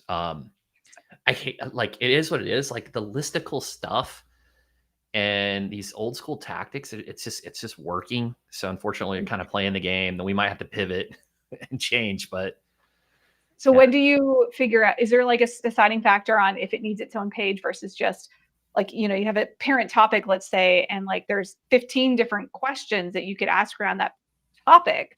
When do you know if it needs its own page versus like put it as an FAQ on Hmm. a parent page? That's a really good question. We tend to go deeper on important pages. We have a lot of navigational components, even to the point where not just the table of contents, we'll do like menu or sidebar jump navigations. Um, case by case basis. There's Mhm. also, different tools like your hot, was it Hotjar or whatever those tools are that show like the click depth and the page scrolling depth. So just it depends on how long you can keep the consumer engaged on the page. Um, that's not a Yeah. super specific answer.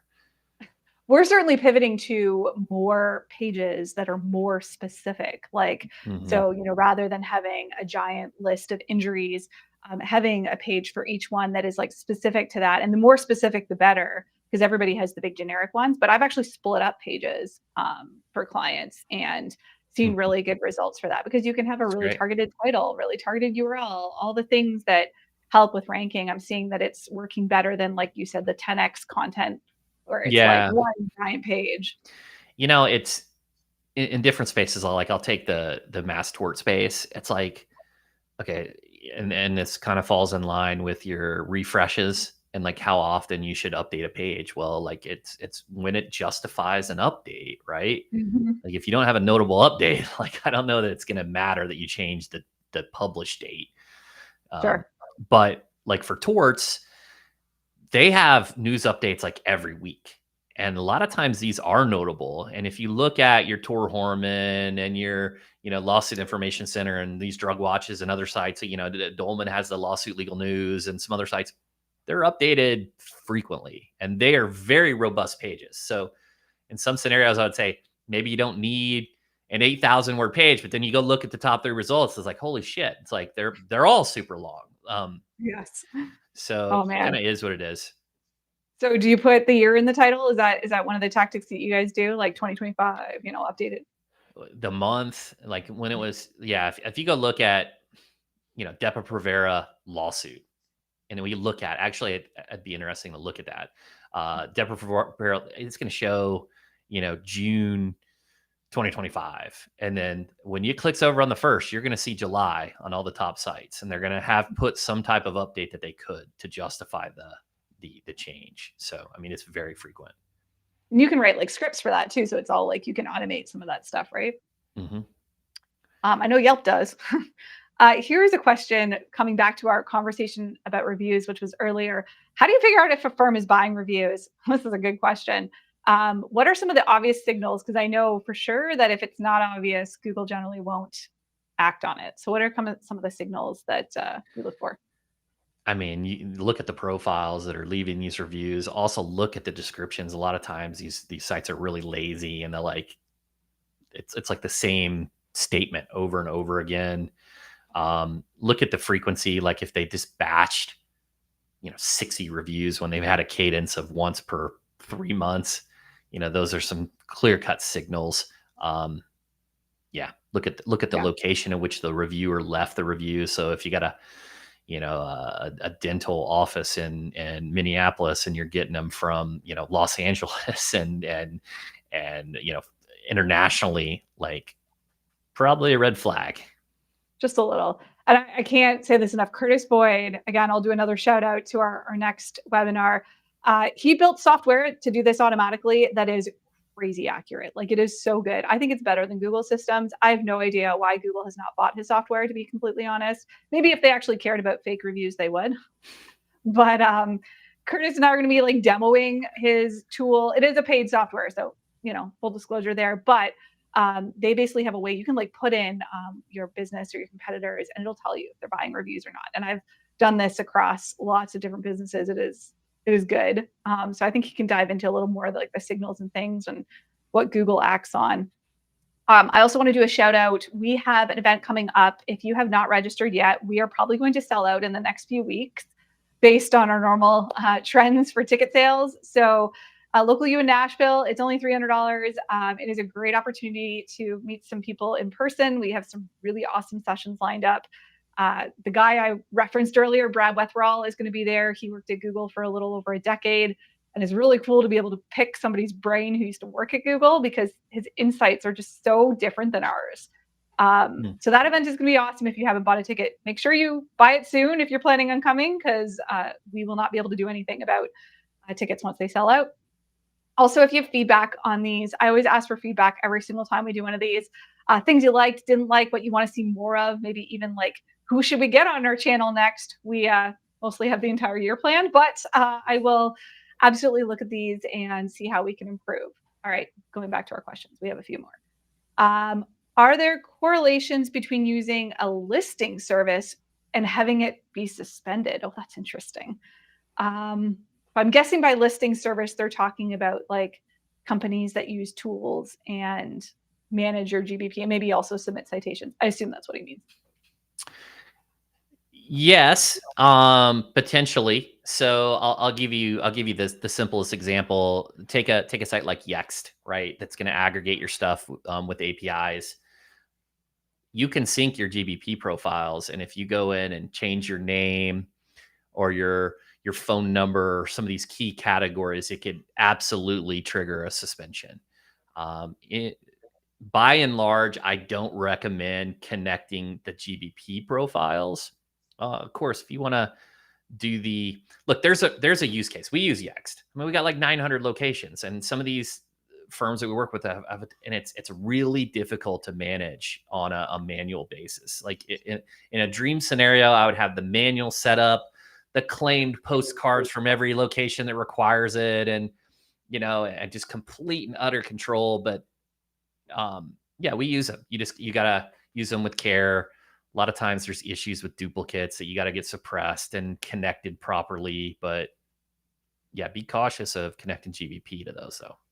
I think the worst horror story I've heard is one that Greg Gifford shared on LinkedIn recently, and it was crazy. Like thousands of listings got deleted. Stuff can happen accidentally, usually not intentionally when you're using tools. Like you click the wrong button, it's like boom. So I would definitely proceed with caution when it comes to those tools. We don't use many that connect to the Google Business Profile, and I'm kind of wary of it because it scares me. Hmm. Here's a great question. I've heard that people getting driving directions to your Google Business Profile is a ranking factor. Is this true? I'm pretty positive it is. And a few of my competitors are doing this. I don't know how they're doing this by getting people to do the driving directions. I think they're actually encouraging maybe some of the staff to do it for a time to get placement, but it's definitely a factor. I think a lawyer told me once, and I could have sworn it was like on one of the calls we were on, maybe not, where they were saying that they were hiring Uber drivers to get directions. Like, so they were like literally having Uber drivers drive all over the place. Oh And I was like, gosh. really? Sounds Gosh, expensive. that's so good and so expensive. Yeah. Maybe you let all your staff commute to and from work with Ubers and just reimburse them. Oh God. Yeah. Is it something you recommend doing? Maybe that's a better question. Recommend? I don't think so. I mean, that's like if you're really stuck. I think you need to Mhm. get there the other ways. This was a question just regarding it when you were talking about not redirecting a page that you nuke. Do you set it to be a 410 or a 404? We just 404. I don't even know what a 410 is offhand. I haven't seen one in a while. Okay, is Google penalizing legal sites that are overly optimized for AI tools? I'm gonna actually rephrase this a bit. Like, what about like AI content? Because we haven't really talked about that at all, which is shocking. But like, are you seeing lawyers using a lot of AI generated content on their sites, and is it working or not working from what you're seeing? If it's thin and AI only, penalize. I don't know about penalize, but rank. It's not going to rank. Yeah. So yeah, it's just not going to rank. I haven't seen a penalty per se. I guess if you were cranking out a ton of content, maybe you could get penalized, but from that abuse policy. But no, it's just not going to rank. We had a personal injury lawyer client that was we were kind of split testing. They were using AI to write content and then having their lawyers edit it. And then we were doing our own normal content process and I was comparing the pages. And the AI pages were so bad. Mhm. I'm now thinking I need to go back and delete them all because I haven't done that yet. But like most of them didn't get indexed. They would get impressions, then no clicks, and then they would fall out. Mhm. So yeah, it was not a very successful test. I wasn't expecting it to be, but they really wanted to do it. Yeah, and like we've tested like Chat GPTs, custom GPTs, right? So go the extra mile. So let's say you had a custom GPT per firm and you uploaded all their value props, all the stuff. It still doesn't listen. It won't listen. I I've even went to other sites and like it will ignore you, and I think it has to do from the compute or the energy that you have to use, that it has to expend. So I think there's an internal setting that says like don't follow up, like try to limit your energy. I don't know. There's something there. It just won't listen. It hallucinates. So be really careful with Well, these and different tools. to this content comment here, I'm not saying AI content doesn't rank. Certainly, there's lots of cases where I've seen it work. Yeah. It is Yeah. not. So Same. when I compared the strategy of like and we do interviews for content, so we like use AI, but like Mhm. interviewing, asking questions and things like that, so that it is actually the lawyer's answers and their own expertise, not ChatGPT's expertise. Yeah, let me be clear. We use AI content, right? And we also human edit it and we do the things, right? So yeah, it ranks, but I would say if you just do a generic ass piece of AI content, it's not going to rank. That's a good Yeah. clip. Gotta make sure we use Boom. that. Yeah. This is an interesting one. Have you seen a correlation between citation campaigns and triggering suspensions? No, I have. other than connect to the GBP and some of those core changes. I mean, the GBP stuff, they're getting a lot more stringent about what triggers those. I've seen a lot more lately, which is a good thing. Um, so Okay, Chris, I'll let you think about this one before answering. But Tim wants to know your best lawyer joke. I don't have any lawyer jokes. This is oh all my you. gosh. Oh my Do you gosh. have any lawyer You jokes? put I feel so bad I don't have one. I got put on the spot. All right. You know what, I don't know. Chris, we'll have to I will follow say this up. this. I will say, you know, it's funny that I get in the comments a lot of times, or we do Facebook ads, is you know how everybody calls personal injury attorneys ambulance chasers. A lot of Mhm. times we'll run an ad like targeting personal injury firms, and they'll call me an ambulance chaser. And I just think that's so that's so clever. You should just Um, change your title on your website. mhm. Sounds like a great thing. Oh, I have a strong opinion on this, and I'm actually curious to see if we agree here. Do you have a law firm with two different locations in the same city? So two offices in Denver, separate page or city page, or how do you approach that? Mm. Okay, I could be wrong here. And if you've tested this, I'll go add this as another tip that you gave me, Mhm. outside of the really good Yelp one too. Um, typically, what we do is we do one page. Yep. We will put both of the offices. Maybe we'll do them side by side. The driving directions to each. That's what we do. Having said Yep. that, I don't know. How do these big conglomerates? Do they have? Does Domino's have a unique page per city? They probably do. Um, They I don't do, know. but they don't rank. So we used to work Mm, with insurance agents. Not we. I used to work with insurance agents back at the agency that I worked at before I started Sterling Sky. And so you have like, 15 insurance agents all targeting the same exact thing with all of their pages. Like one of them gets in, the others are usually all filtered. mm, So it really doesn't work. It's not to say that businesses don't do it. okay. But we did test this with one of our clients a year or two ago, and I swear there's a video on it on our YouTube channel. But they had two location pages in the same city. We combined them. Overall rankings went up, traffic went up, everything went up. Mhm. So I totally agree, Chris. One page that lists both locations is the way to go. So that is always our suggestion for that. Um, right. I just went into my Google business listing and added a photo to attempt your alt text insertion. There's no step to get alt text. So how are you doing that? Did you do it on a mobile device? Because that's the only place you can do it. Do you do it from the Google business profile interface or do you do it as like a user on Google Maps? I personally haven't done it in a minute, and so I'm not sure how my team is doing it, but I know it's on mobile. I also this is another one of these. I don't know that it helps.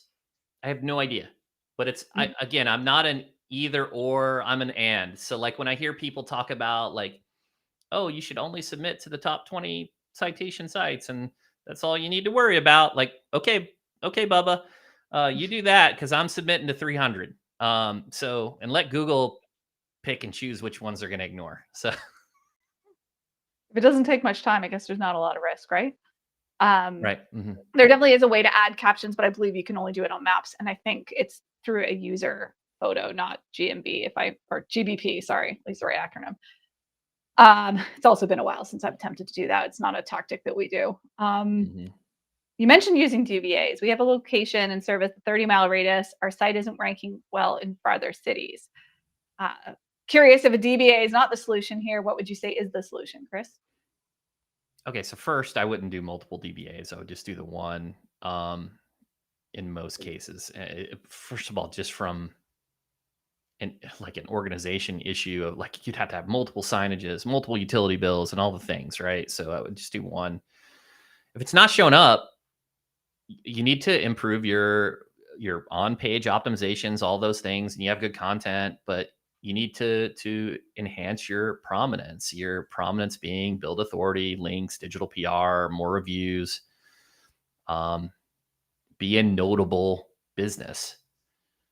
Yeah, we haven't talked about link building at all, which is actually killing me. I should have picked, I feel like that is like one of your specialties. So let's just talk really quickly about link building. Mhm. What are your top link building practices for lawyers that are the most effective at driving ranking? I mean, digital PR is number one by Okay. far.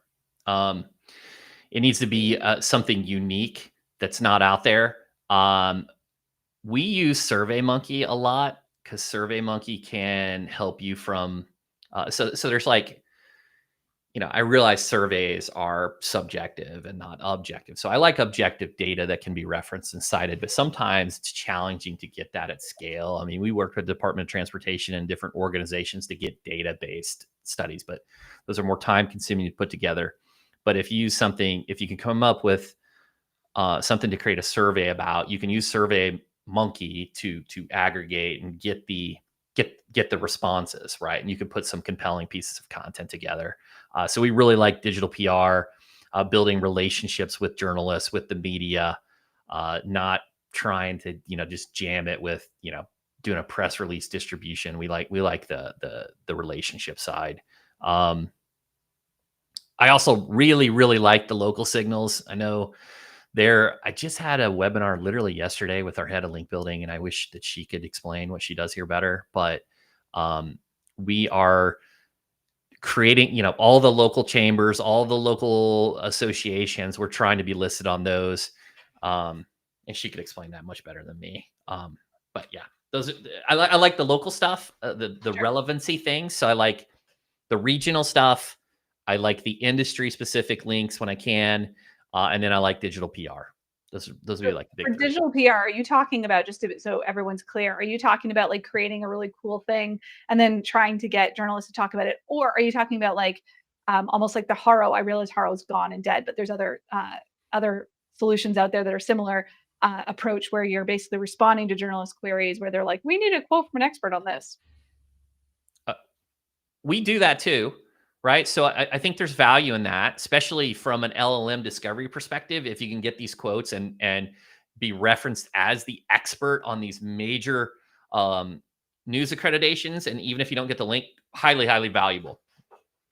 But from a link perspective, we get a lot more value creating the asset on the website, doing the outreach, getting the social signals, the traffic signals, back to that page. All right.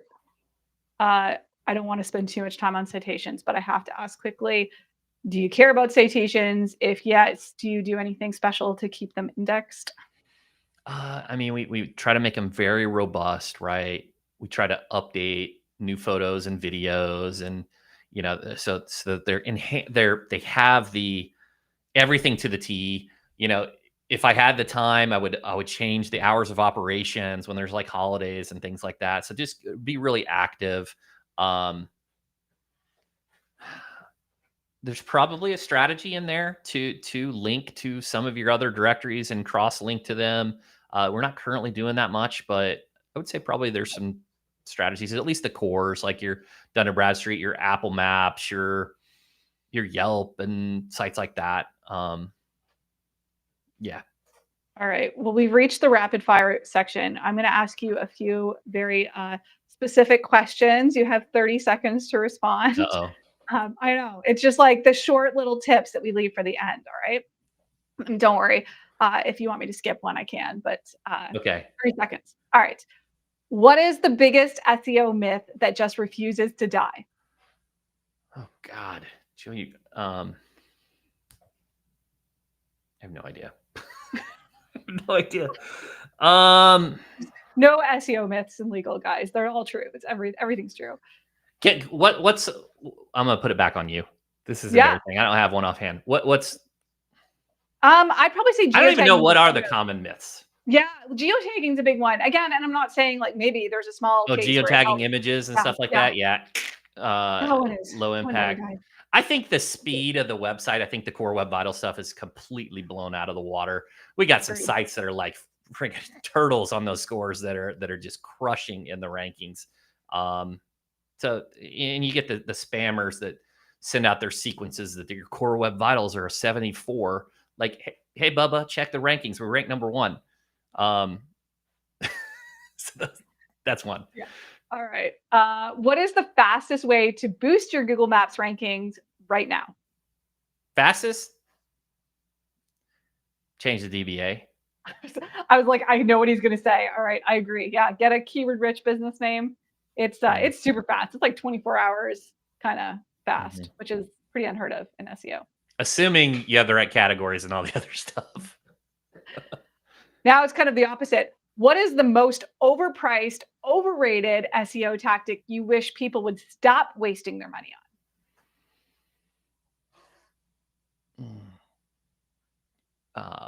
Mass volume guest posting. on? Yeah, actually, that was a very hot item in legal. Probably still is. All right. What is one thing that every law firm should invest in today if they want more leads this quarter? I mean, more leads this quarter, then I'm immediately going to paid digital lawyers. So I'm immediately optimizing for LSA and Google ads, but I would throw in some meta ads depending upon your practice. All right, meta ads. I think that's the first time I've had somebody mention that too. All right, so now a slightly different take. What is one under the radar SEO strategy that actually works, but barely nobody talks about?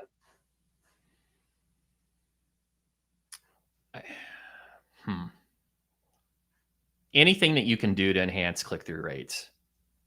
Ooh.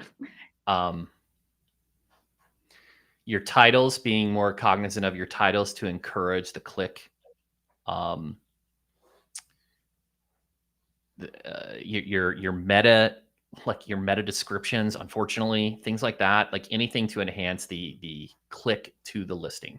That could be an offsite signals and in your brand. So what you're doing in the market, but anything to enhance your click-throughs. All right. We didn't really talk about click-through rate manipulation. So really quickly, are you for or against it? It's 1000% works. And do I do it? Have I done the black hats? Have I tested SERP clicks and all this stuff? I absolutely have. We don't use those tools. I have tested them. We just try to do, better title tags, better meta descriptions, things like that. Yeah, we have an article on CTR manipulation where we did a test. It works, like hands down works. My reason for not doing it is that it doesn't stick if you don't keep doing it. So yeah, that's a interesting one. Yeah, you also get in a lot of trouble if you do it incorrectly.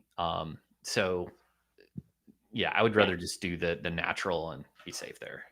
High risk. Yeah. All right. Last question. What is the first move a law firm should make after getting a bad review, and what should they not do? The first thing that you should do immediately is do a retrospective on why it occurred and try to improve your processes and understand why it occurred to prevent them in the future. Immediately after that, you should try to get in touch with the individual before even responding. And because if you respond, it can sometimes spiral. So I'd immediately try to get in touch. I would get a fixer. I would not have that be the lead attorney. I would have it be a person with high EQ. I'd try to meet them in person and try to really get to the bottom of what caused them to leave the negative review. After all of that, write your response. If they use profanity or break any Google guidelines, use the things at your disposal to get that review removed. But it comes back at the beginning, like, why did they leave the negative review? Try to solve that first. Yeah. Oh my gosh. We're actually doing a video that I'm writing for right now talking about what you should do. And like so many of those steps are in it because lawyers in particular, they just shoot themselves in the foot because they're angry in the response. They're defensive. and they don't contact the client first, right? There's They just, there's no empathy, EQ, and like, oh, get in touch with our, here's our phone number. Did you actually read what they said? Like, yeah, come on.